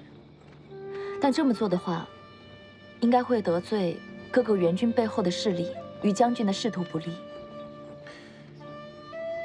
原就听闻你是才女，没想到还有这般见识。不过你也未免太小看我了，更不用说这种话激我。我只是想尽快的救出莫喜，所以想法未免会有些偏激。将军若是觉得我说的有理，可以稍微缓和些，不必操之过急。大敌当前，无需瞻前顾后，即便有所隐患。 也顾不得那些了。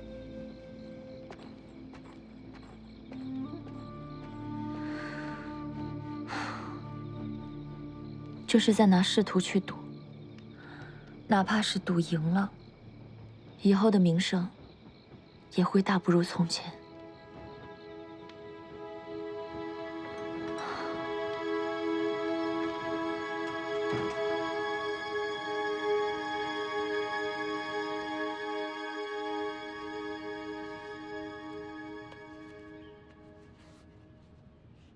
我家小娘子呢？都歇歇去吧。这么早便回来了？哎，姓万那小子没胆应战，没意思。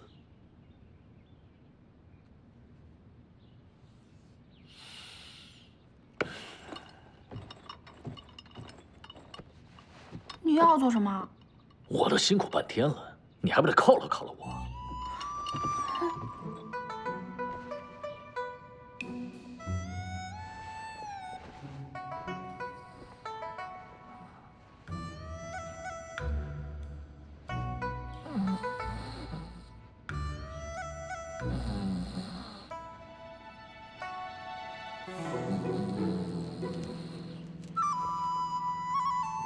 偷懒，都霜降了，又是扇风又是做袜子的，折腾的没完没了。我可告诉你啊，你要是再这么得寸进尺，我可就怎么着？我可就不干了。你府上有这么多人，非要折腾我这个将军夫人。哎呀，让你扇个扇子你不乐意，让你做个袜子你不情愿，你心里想什么呢？啊，还想着我那个手下败将呢？你怎么老是三句话离不开万家贵呀？我还真没见过有人这么喜欢给自己戴绿头巾的。你。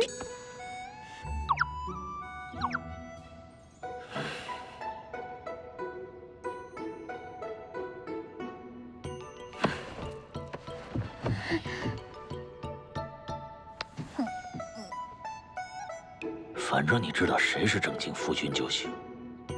姓万那小子想抢我夫人，痴心妄想。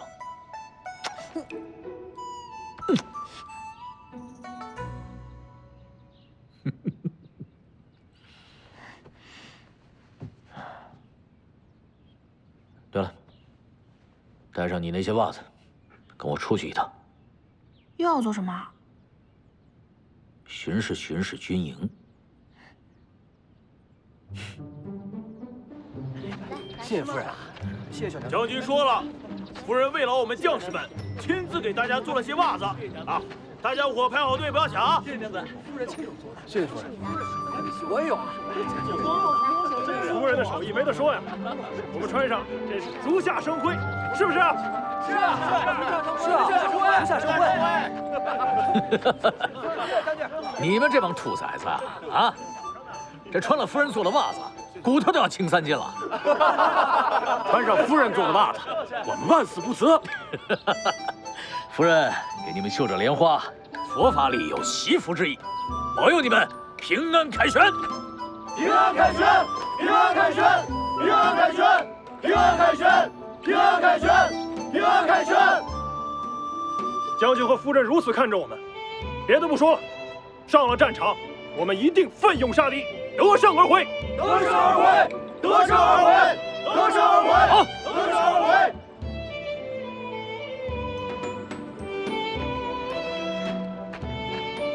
臭小子们，穿之前把脚洗干净了啊！好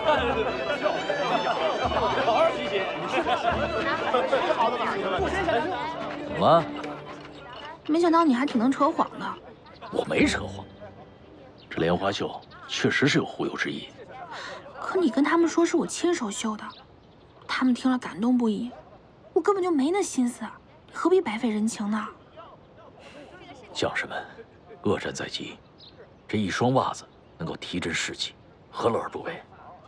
你和那些侍女们得多多感知。还要做啊？当然得做了，这万千将士们都盼着呢。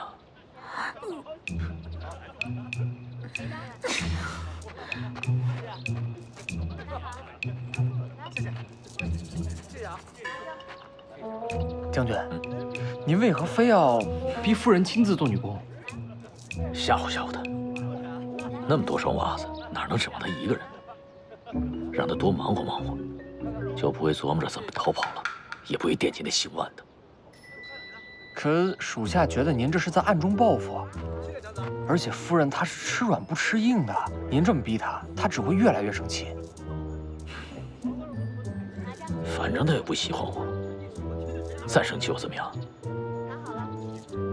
去发袜子去。是。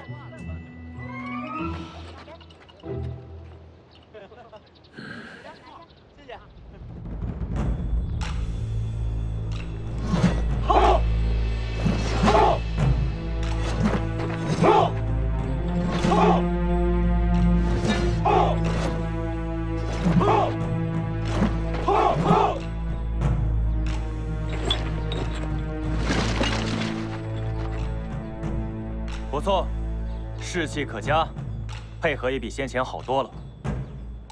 大家先去用饭休息吧。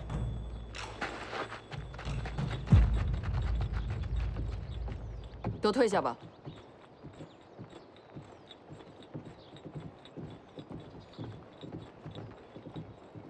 万将军私自处决援军将士，这样做只会动摇军心，就不怕我上表弹劾吗？他们触犯军纪，我以军法处置，我有何罪之有？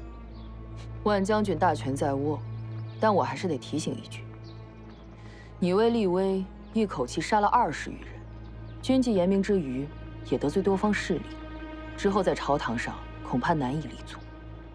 只要能铲除逆贼，后果我万某在所不惜。肃清军纪，用杀人来肃清军纪，简直是饮鸩止渴。虽暂时看着有效，但终究不会是陈文德的对手。你若不信，便等着瞧吧。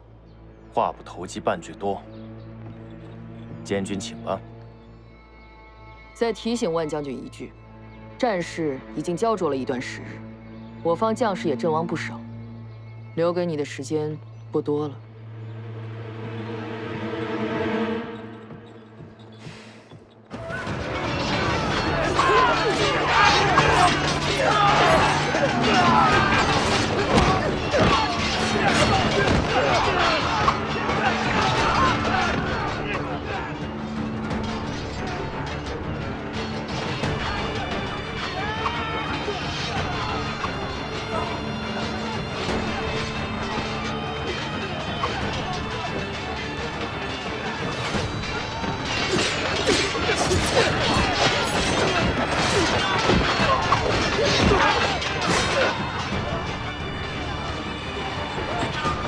乔战鼓，我亲自上场。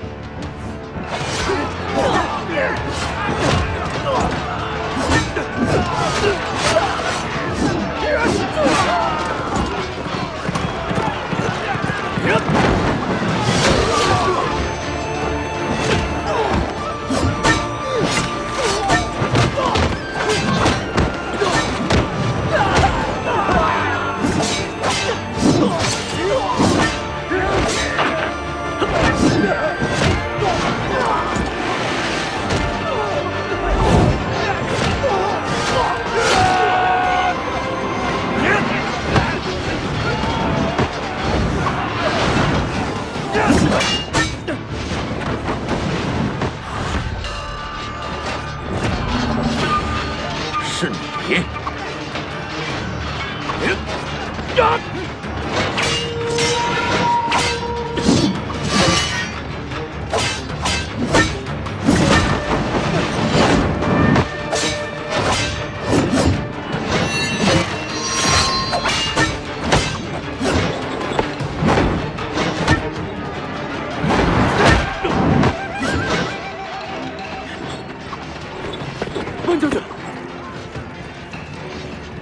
敌将无能，唯死三军呐！再多人马在你麾下，都是废物一群。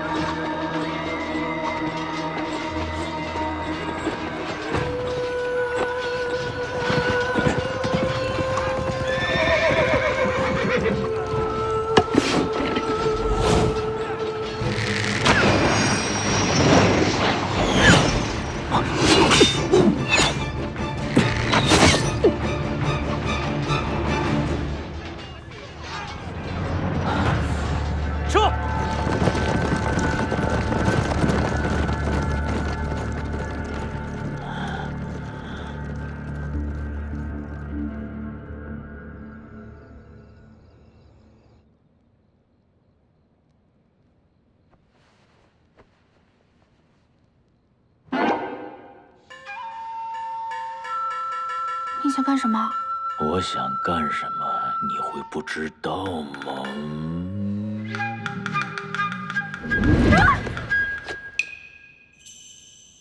别吵。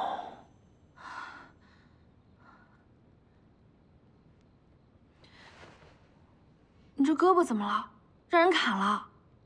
不小心中了一箭。伤的重不重？你都久经沙场了，怎么会疏于防范呢？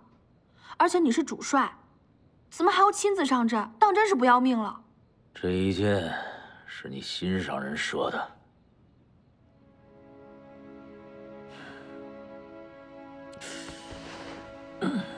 你不是心心念念你的心上人吗？这对你来说算不算是个好消息啊？你会不会说人话啊？谁还念着你受伤不成？这次战况到底如何？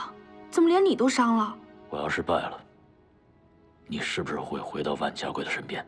我跟你说正经的，你还在没完没了的吃醋，你是醋王啊！我说的没错呀，我在你们心中就是棒打鸳鸯的恶人。我要是败了，你们就可以名正言顺的重归于好。万家贵若是败了，顶多降罪撤职，可你若是败了，是要掉脑袋的。这么没自信，还打个什么劲？这么没自信，还打个什么劲儿？这话不错呀，我爱听。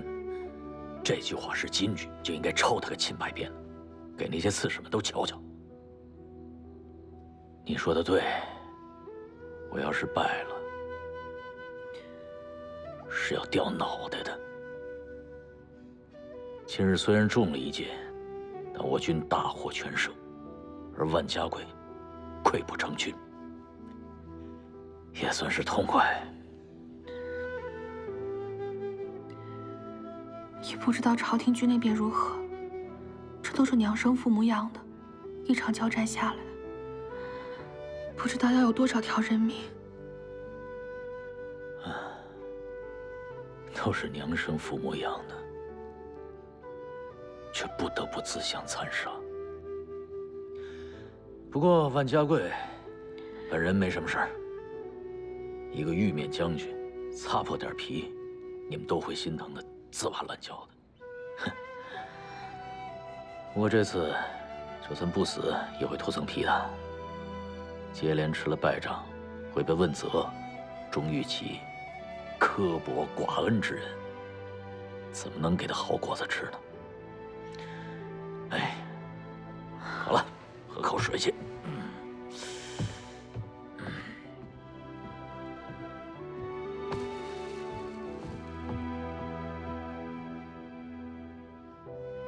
成日给我脸色看，我是怎么得罪他了？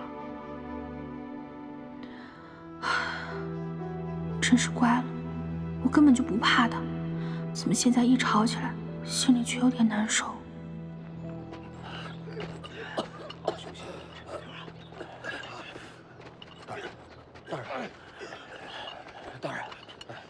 这次万将军一展神勇，居然伤了陈文德，看来胜利指日可待。大人，那不一定，恐未必能如你所愿。如今大军士气低落，也一直落败，储备粮草也愈发短缺，再这么耗下去，必败无疑。何出此言？王毅，今天是什么日子？快立冬了。这么长时间还没消息，真是天不助我。什么消息？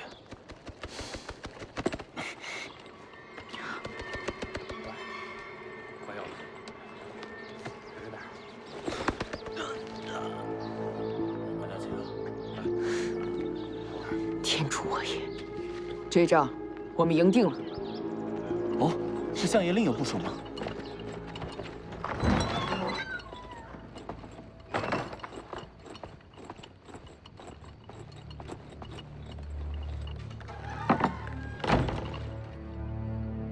将军，你已经1天没有吃东西了，吃不下。朝廷飞鸽传书过来，说我屡战屡败，耗损兵力。再这样下去，恐怕凶多吉少。将军，那位吴监军又来了。不见。我有办法帮你对付陈文德。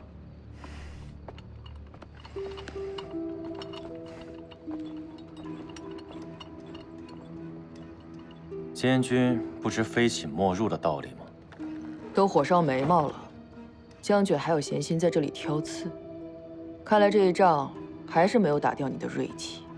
深夜前来，就是来嘲笑奚落我的战败？当然不是。那你意欲何为？天机不可泄露，不过这几日便会有动静了。到时还烦请将军带领10万大军听我指挥。你如果不把事情说清楚，我不可能配合。这是吴家的机密，不便告诉外人。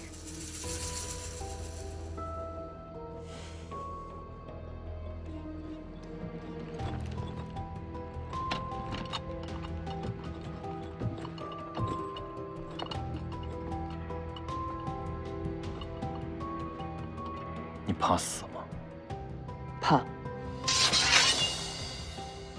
你若是继续这样隐匿不报，论军法，我可以将你当场斩首。但我更怕吴家的家规。我不管你们吴家有什么阴谋诡计，但你给我记住，这10万大军是为了讨伐叛逆而来，不是你们吴家搞阴谋的工具。若是让我发现你暗中筹划布局，不利朝廷与百姓之事，即便将来我会受到责罚，也要将你当场斩首。将军的话，我记下了。小李，送客。接下来的事情，万将军便拭目以待了。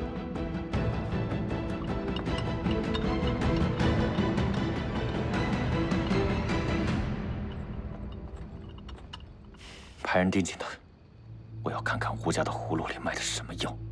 是。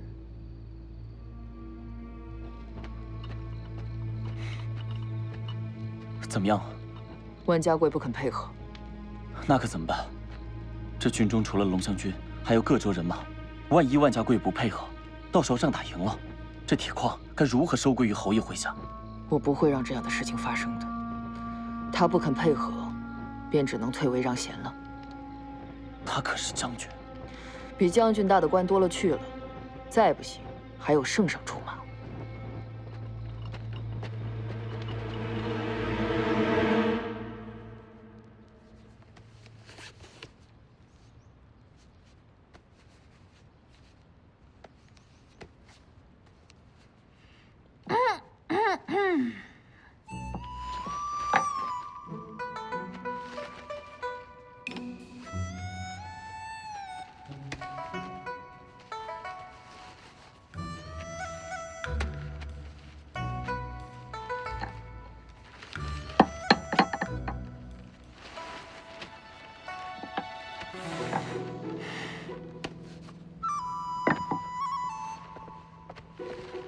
我到底哪里得罪你了？承认给我脸色看。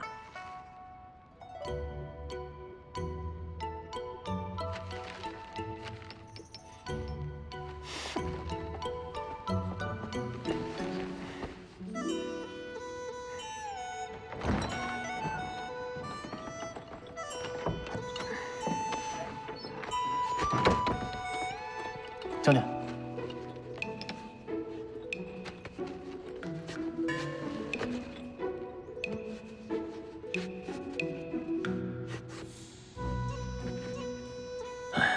小吴，我去就回。你把这些文书全部都检查一遍，要是没有什么疏漏，就发下去。是。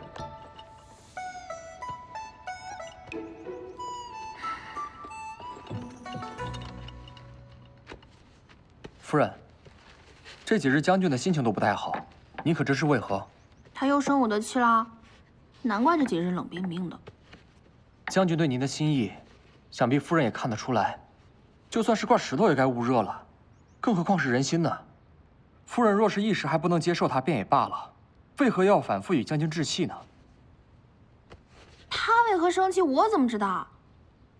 不过你们将军就是喜怒难测、阴晴不定的，这也怪我啊。将军对您是一心一意的，可夫人的心思和情意，将军却感受不到，难免会心情不定。那你的意思是，他在意我心里喜欢的到底是谁？属下胡言乱语，夫人听听便罢了。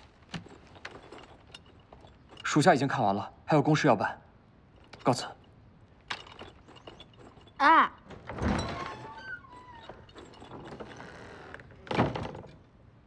去，遮遮掩掩的做什么？难道还让我去猜？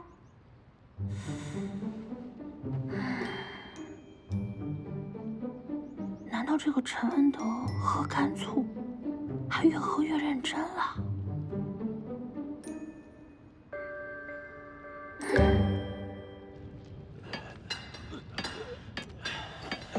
来，喝口水。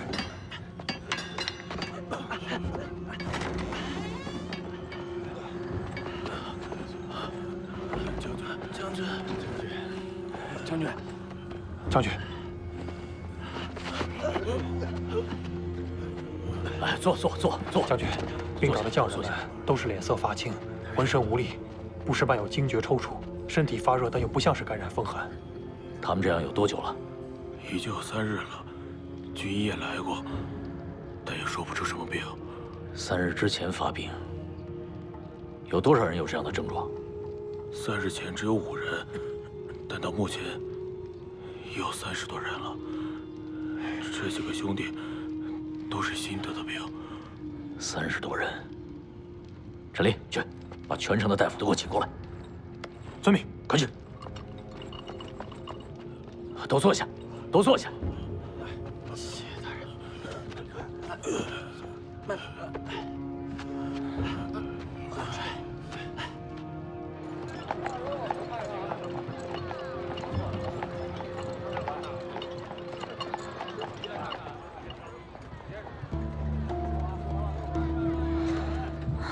也不知道万家贵到底怎么样了。陈文德平日里趾高气扬的样子，若真是重伤了万家贵，肯定会得意洋洋的回来说起。既然他没提，那应该是平安无事了。老板，来碗面。来吧。怎么了这是？不要！这是怎么了？哦，没事，夫人，只是一个巡街的士兵发了病，倒在了地上。他看起来像急症，快去叫大夫吧。叫大夫。怎么了？怎么回事？怎么了这是？小五，那边还有一个。没事吧？别紧，把他扶起来。慢点，姐。手怎么了？小心啊！怎么了这是？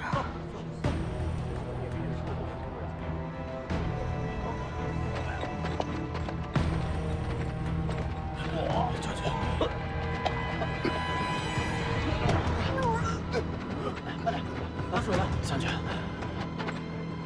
这到底怎么了？真是疫病吗？将军！将军恕罪，我们来迟了。快，看命！快啊！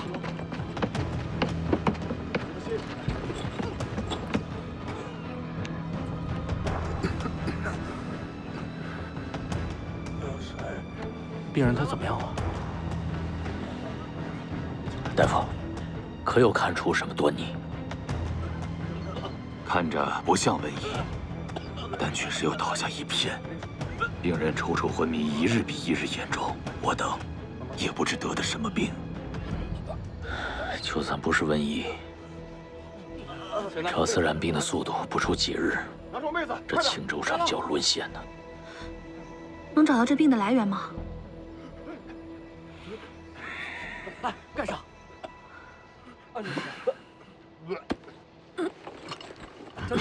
将军，你……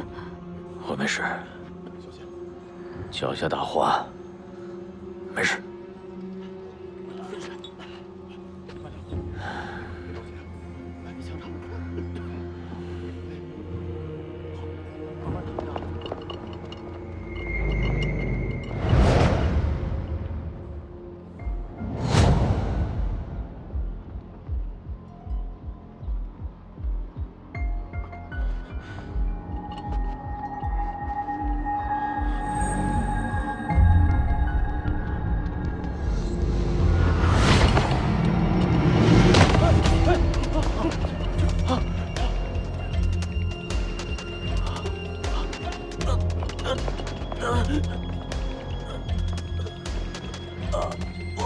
我感觉使不上劲儿，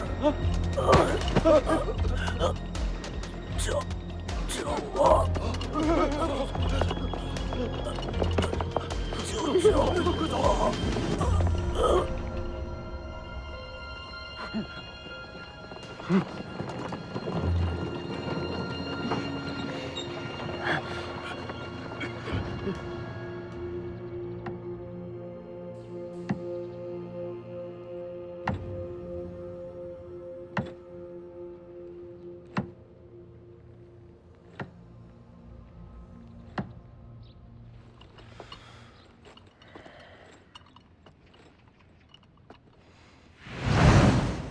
你们是说陈军这几日龟缩不出，是因为城中发生了异变？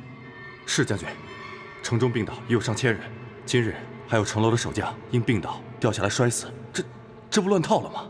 是啊，都乱了套了。怎么办呀？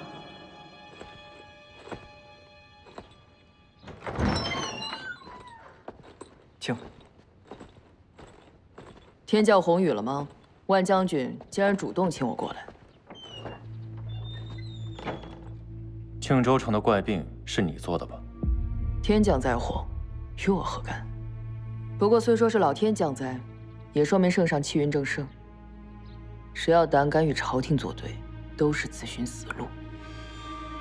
哦，对了，我还带来了荆州城的消息，宣旨的内侍大人过几日便会到了，还请万将军早做打算。你们又要做什么？万将军不必紧张，这对你来说是一桩恩典。圣上怜惜你久在沙城，特宣你回荆州城与凤瑶娘子正式完婚。他要亲自为你们主婚，还送了你们一座宅邸。我与凤瑶的亲事并不作数，这是误会一场。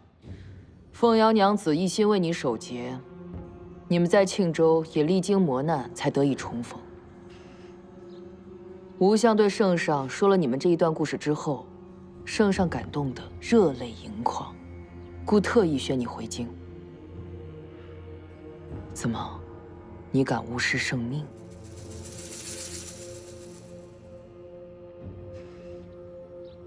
你们蒙骗圣上，目的是想让我离开青州城。我若是走了，这10万大军由谁来统帅？这点万将军不必担心，一场婚事不过5日到10日便可。不过你不在之时，军中事务自然是由我这个监军来代劳了。说是5到10日，可算上来回路程，少说也要1、2个月。我不在的这些10日，只怕你们要有大动作吧。万将军，你是聪明人，此事对你来说毫无损失。你完婚后回来，那时庆州战局说不定早已尘埃落定，到时也有你的功劳，你又何苦揪根问底呢？陈文德既有武勇，又狡诈多谋，他的北朔军能征善战，你们为何觉得能在几日内战胜他们？山人自有妙计，这一点万将军就不必费心了。我若是不答应呢？圣旨就在路上，明日便到。我想，万将军也不敢抗旨吧。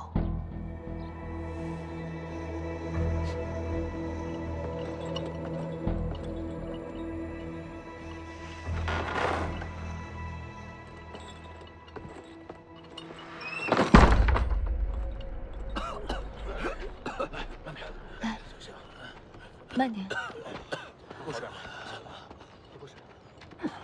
别着急。接完水。将军，将军，慢点啊。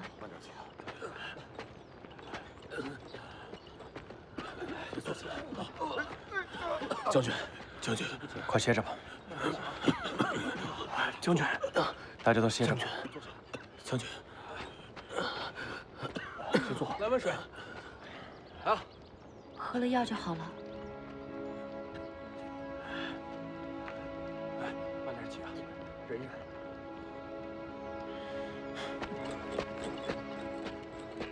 风友，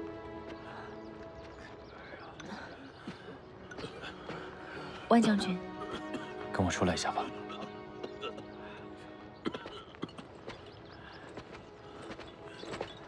先喝点水。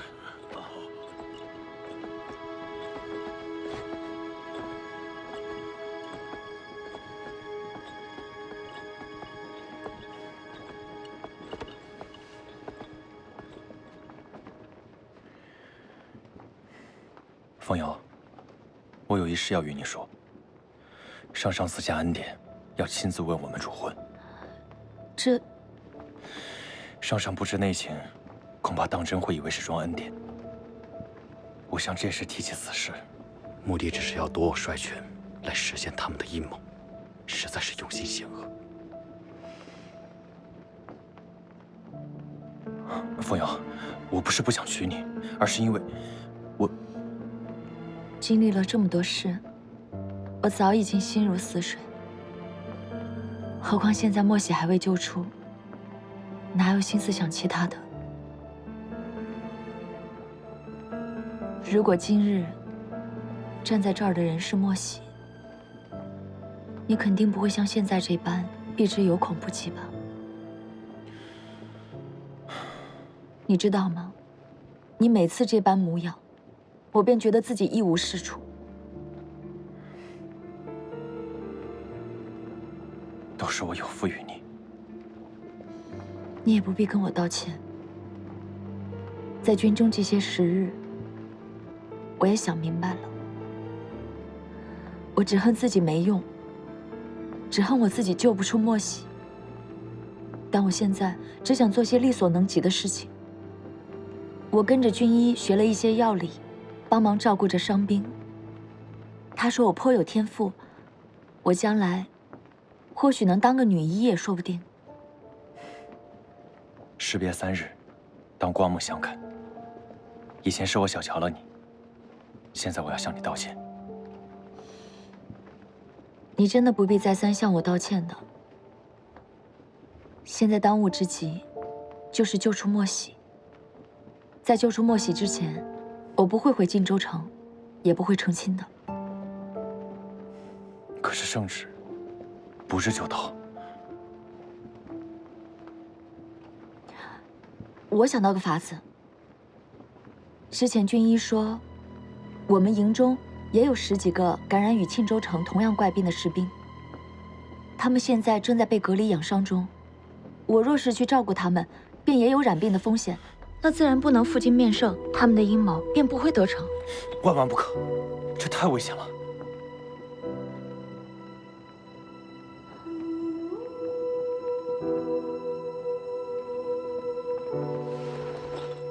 这没什么的。那些将士们才是九死一生，我去照顾他们也是理所当然的。我可以照顾好自己，你也不必多劝了。就这么定了。 我去找军医。风瑶，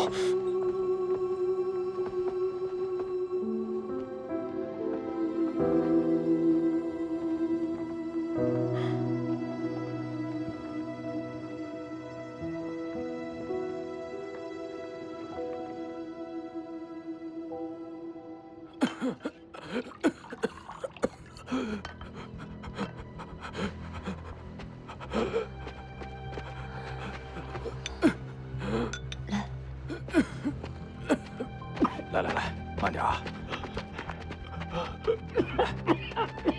慢，放这儿就行。又有一个发病的。是啊，我们这儿也是人心惶惶的。这是掌管兵器库的周曹参军啊，他这几天一直在仓库里，从未和敌军俘虏接触过，不知为何竟也染上了。你看，这两个也是如此。周曹参军就麻烦凤瑶娘子了。这若病患增多，我们会遣人来帮忙的。无妨，我自己能应付。啊，告辞。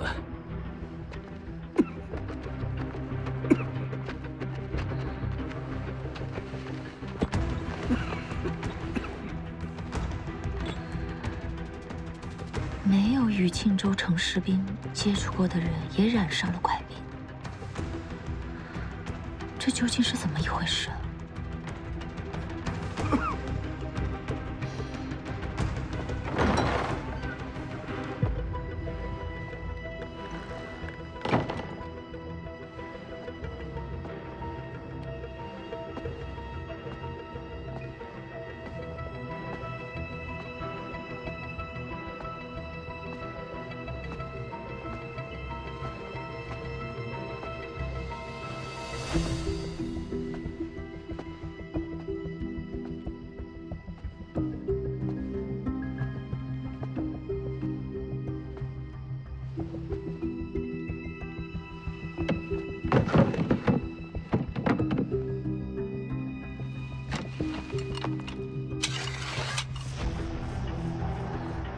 这批字号，应该就是缴获的庆州陈军的兵器。庆州有铁矿和良将，怪不得他们的兵器打造得如此锋利。但是今日倒下的3个人，便是看管这边兵器的，他们身上没有任何伤口，也感染了怪病。难不成？不行，我要告诉万将军。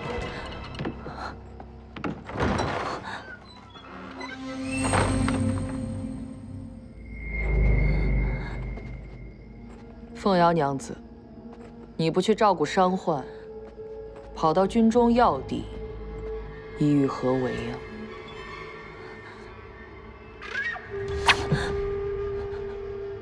你不该如此冰雪聪明的。吴监军，你可能是误会了，我是过来找万将军的。我听士兵说他好像来这儿了。是吗？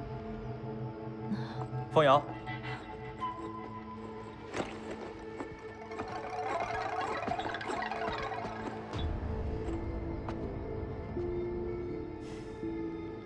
你怎么在这儿？听说周曹参军也晕倒了，特意过来看看。不过万将军，你也应该管好你的家眷。兵器库乃军中要处，不是随意进出的。多谢监军提醒。凤瑶，我们走。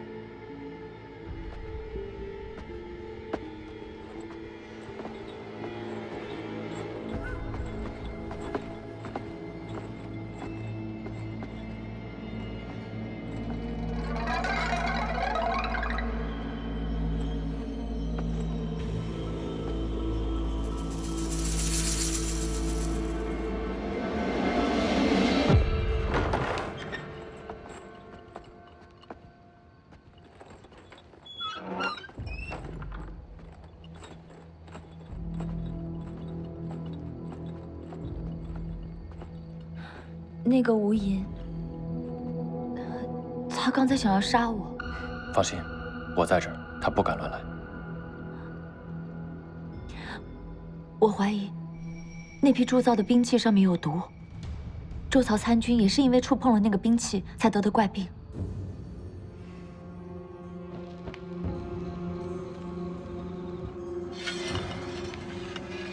说到往兵器上抹毒，此招虽然阴险，但两军交战也是难免。但我奇怪的是，中毒的大多是陈军的将士，我方才10几个，这里面必有蹊跷。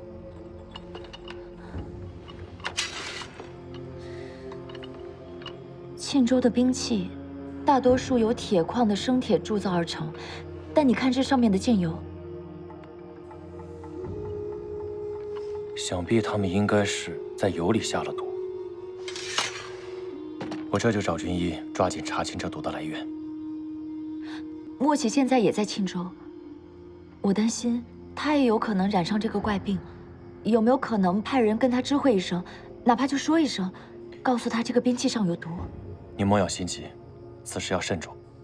想必吴银也猜到了你会发现兵器上的端倪，如果被他冠以私通逆贼之罪，就不好了。但是，私通乃大罪，我会想办法给莫喜报刑的。你当前最重要的是要装作若无其事，不要让吴银找到口实。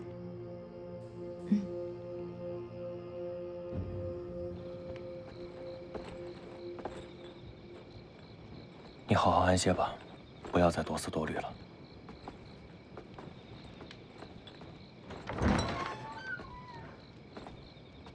莫喜，我一定会救的。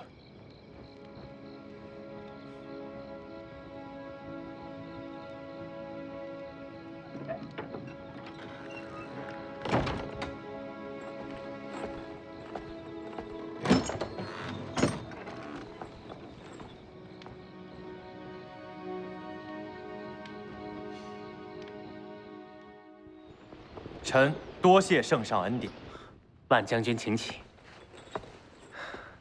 恭喜万将军，圣上早听闻尊夫人白氏才德兼备，是以圣上主婚时也可一睹芳容，却为何不见她的身影啊？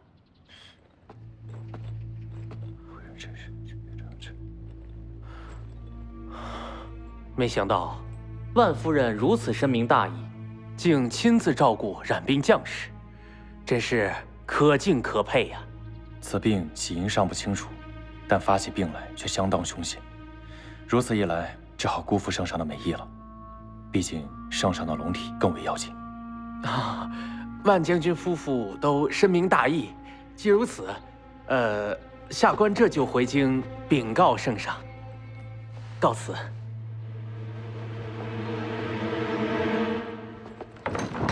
且慢，内侍大人请留步。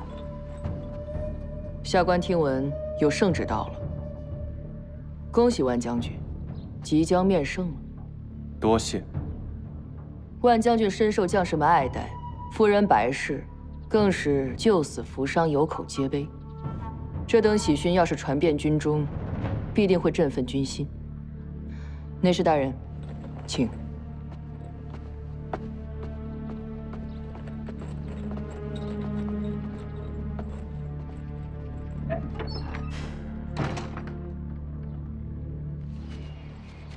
我要你派人盯住吴银，可有办到？吴监军行踪不定，又十分谨慎。我们的人虽一直暗中观察，但收获不大。不过，近来他倒经常有书信往来。有探子冒险查探，发现信封上的封印，竟有点像是韦州曹氏。韦州曹氏。这也是朝廷的心腹大患。陈文德这次在庆州谋逆，曹氏暗中出力不少。这吴银，难道竟跟陈文德勾结上了？不可能，吴朗跟陈文德可以说是水火不容。难道是曹氏暗中投靠了吴朗？你回去继续盯着他。这吴银在大营里见过什么人，说过什么话，哪怕只言片语也要向我汇报。遵命。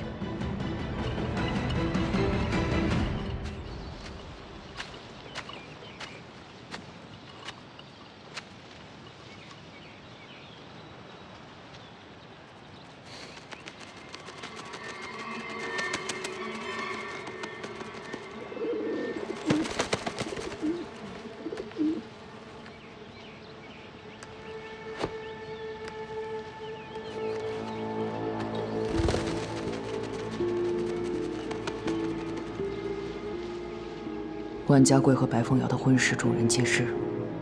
青州城又指日可破，我可以把莫喜接出来了。来人，郎君，我派你去执行一个任务，但不许任何人知道。你能否做到？遵命。陈某原以为曹刺史被拒婚之后，会像姚、夏、秀三位刺史一样，投靠明德侯来对付陈某。万万没想到，今日派贵使送来粮草相助，令陈某颇感意外。失敬，失敬。曹刺史岂是心胸狭隘之人，怎会因区区一桩婚事而与将军反目呢？小人上次跟曹大人说起将军误会我们行刺尊夫人一事，曹大人颇为紧张，命小人带上粮草，登门向陈将军表达诚意。哦，原来如此。那陈某就不推辞了。陈将军不必客气。庆州城被10万大军围困多时，我韦州只是略尽绵薄之力。对了，大人听闻城内出现瘟疫，将士们病倒了不少。陈将军有何吩咐，我韦州愿效犬马之劳。何来瘟疫啊？都是小伤小病罢了。对了，贵使，陈某与军中将领还有要事商量，失陪了。将军且慢，小人还有一个重要消息向您禀报。重要消息，请讲。我们得到消息，圣上已下旨，要亲自为万家贵夫妇主婚，并赐予他和白氏各色礼制器物。相信如今2人已在回京的路上了。那万夫人，便是先前将军您弃了的那个白氏吧？这万家贵再有本事，也是见了将军您剩下的。你说什么？凤瑶跟万家贵要回京成亲去了？千真万确，您若不信，可看邸报为证。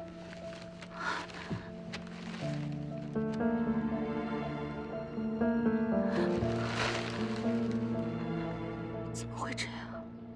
这万家贵不过是个侥幸成名的庶子小儿，如今大敌当前，却被圣旨召回娶妻，明宠暗降，看来是不被重用了。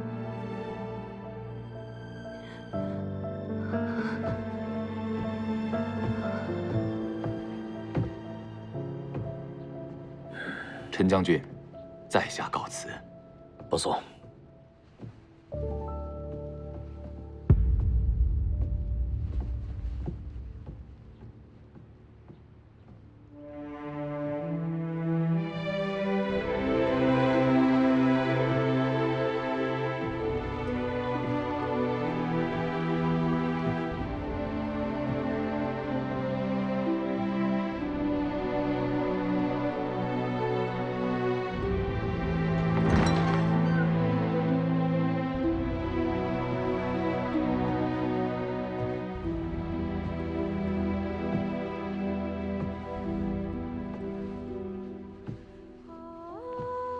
万家贵，你是铁了心要跟凤瑶成亲吗？万家贵和朝廷的军马应该会来救我们，你和他还有机会重续前缘。那你呢？我能好好活着，都是因为你。但是你跟万家贵是父母之命，媒妁之言，你们还拜过他了。但是他心中的人是你。我也能看得出来，你心里也有万家贵。那陈文德根本就不是你的良配。莫喜，确定要这么做？100步都走了99步了，还能后悔吗？好，那我们一起。莫喜，你答应我，无论身处何时何地，我们姐妹俩都不能分开。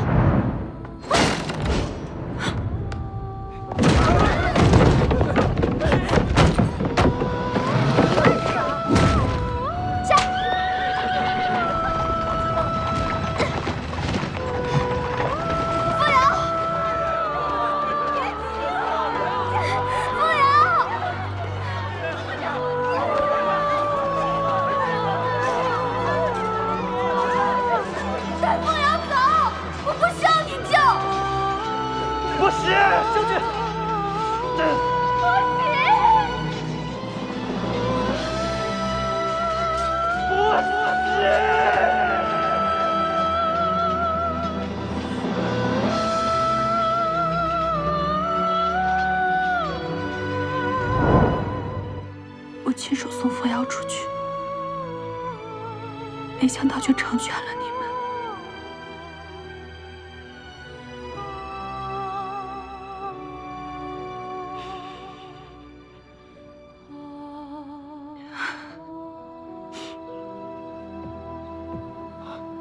莫喜娘子，你是谁？嘘，莫喜娘子，你千万要小点声，不然我们就出不去了。你是万家贵派来的人吗？我是万将军的手下，万将军他让我速速接你出去。他真的要跟凤瑶成亲了吗？那只是掩人耳目而已。莫喜娘子，我们赶紧走吧，再不走就来不及了。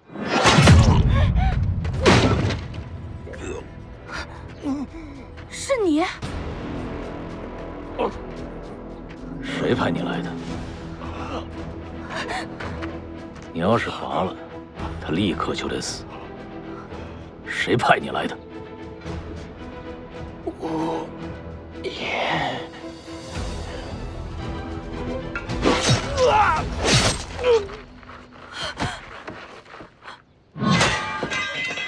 你这个杀人不眨眼的混账！给他个痛快！你听到万家贵，心就乱了，他说什么你就信什么。你去看看他的手心。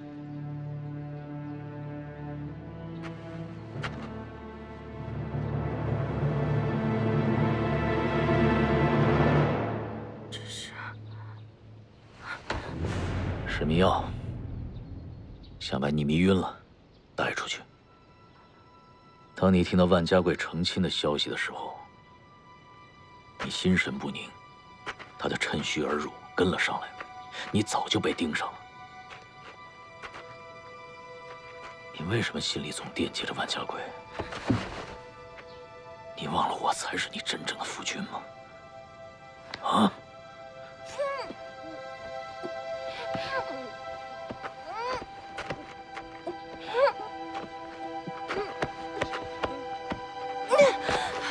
你疯了！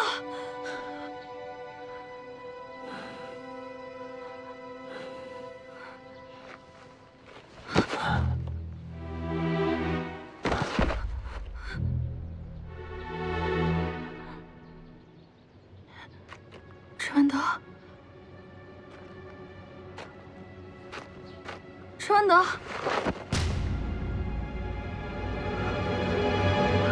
陈文德，来人呐！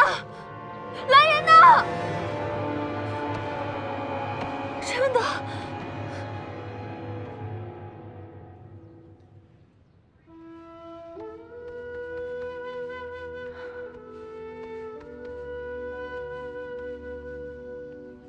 将军，将军，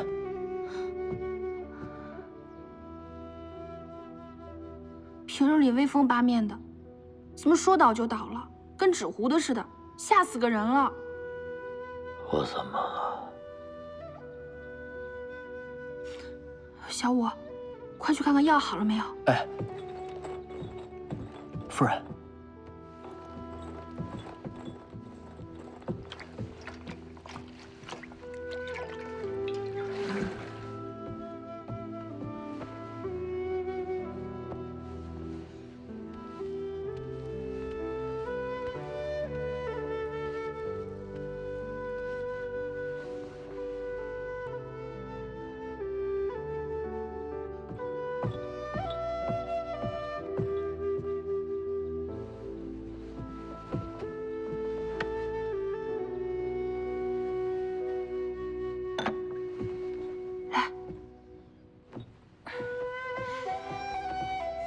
起来。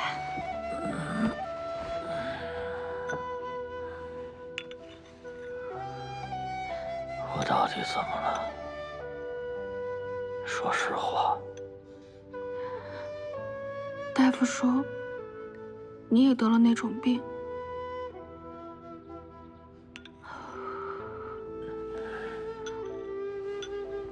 快喝，快点儿。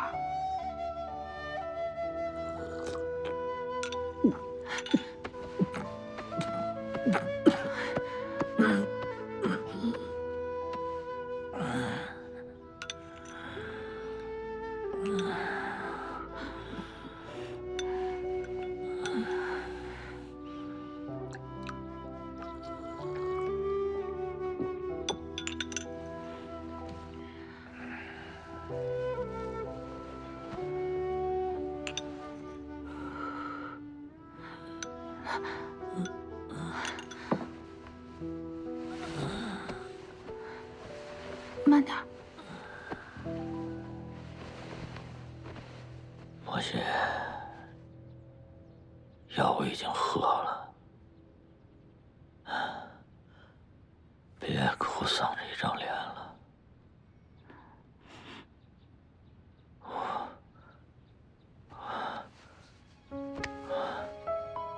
我要是死了，你岂不是更痛快？干嘛这么焦急？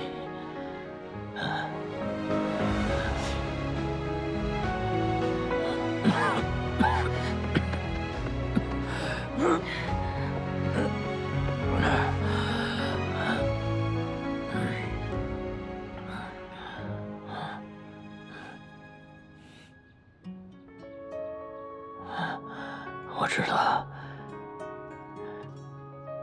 你是担心我，怕我死了，对不对？你别胡说。我没胡说。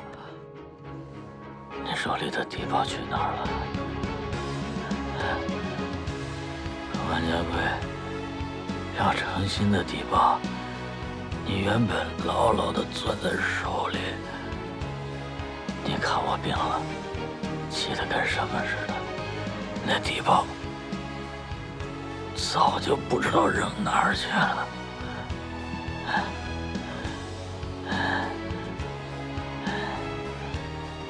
母亲，你心里真正装着谁，你自己心里清楚。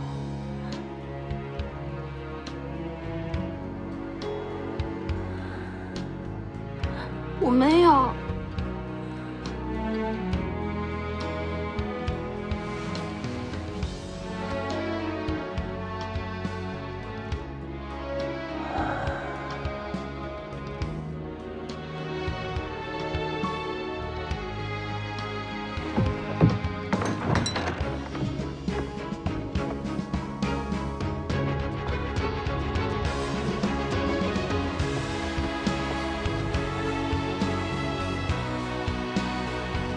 母亲，你心里真正装着谁，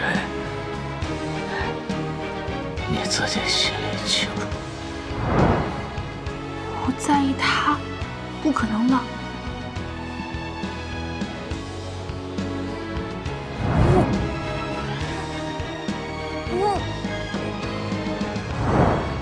难道我真的在意他？混蛋，登徒子！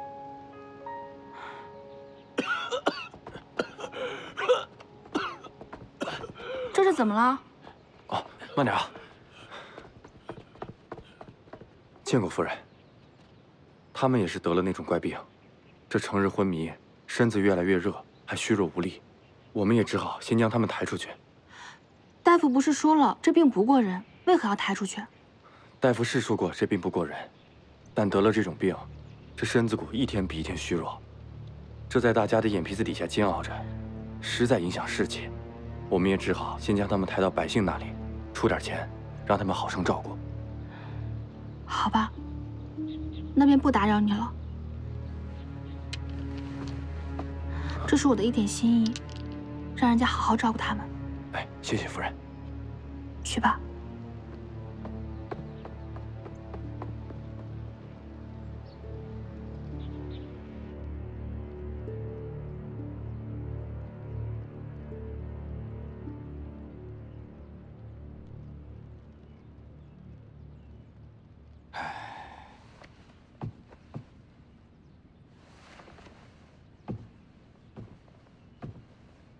这方子是清热解毒的，但也不宜多喝，每日1碗即可。大夫，那喝了这个药就能痊愈吗？目前也只能是以清热固本为要，尚无根治之法。那也不能让我们大将军就这么病着呀。老朽和城中的大夫们会尽力而为的。徐大夫，哎，来，将军。可查到这病的由来？先前我等已经确认，此病不会过人，除去了瘟疫的可能，但究竟从何而来，还暂不可知。那我会死吗？此病只会虚弱发热，尚无性命之忧，您大可放心。尚无性命之忧。哎，只会虚弱发热，行动不便。大战在即呀！此病来得蹊跷。薛大夫，辛苦你们了，你们下去歇歇去吧。啊，老朽告退。小五在，军务不能荒废，去把那些温热的给我搬过来。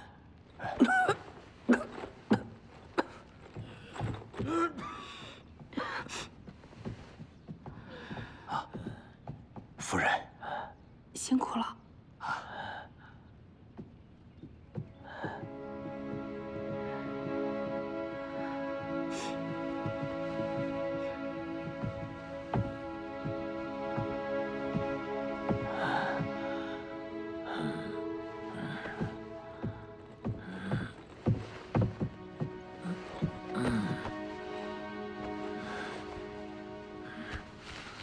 将军，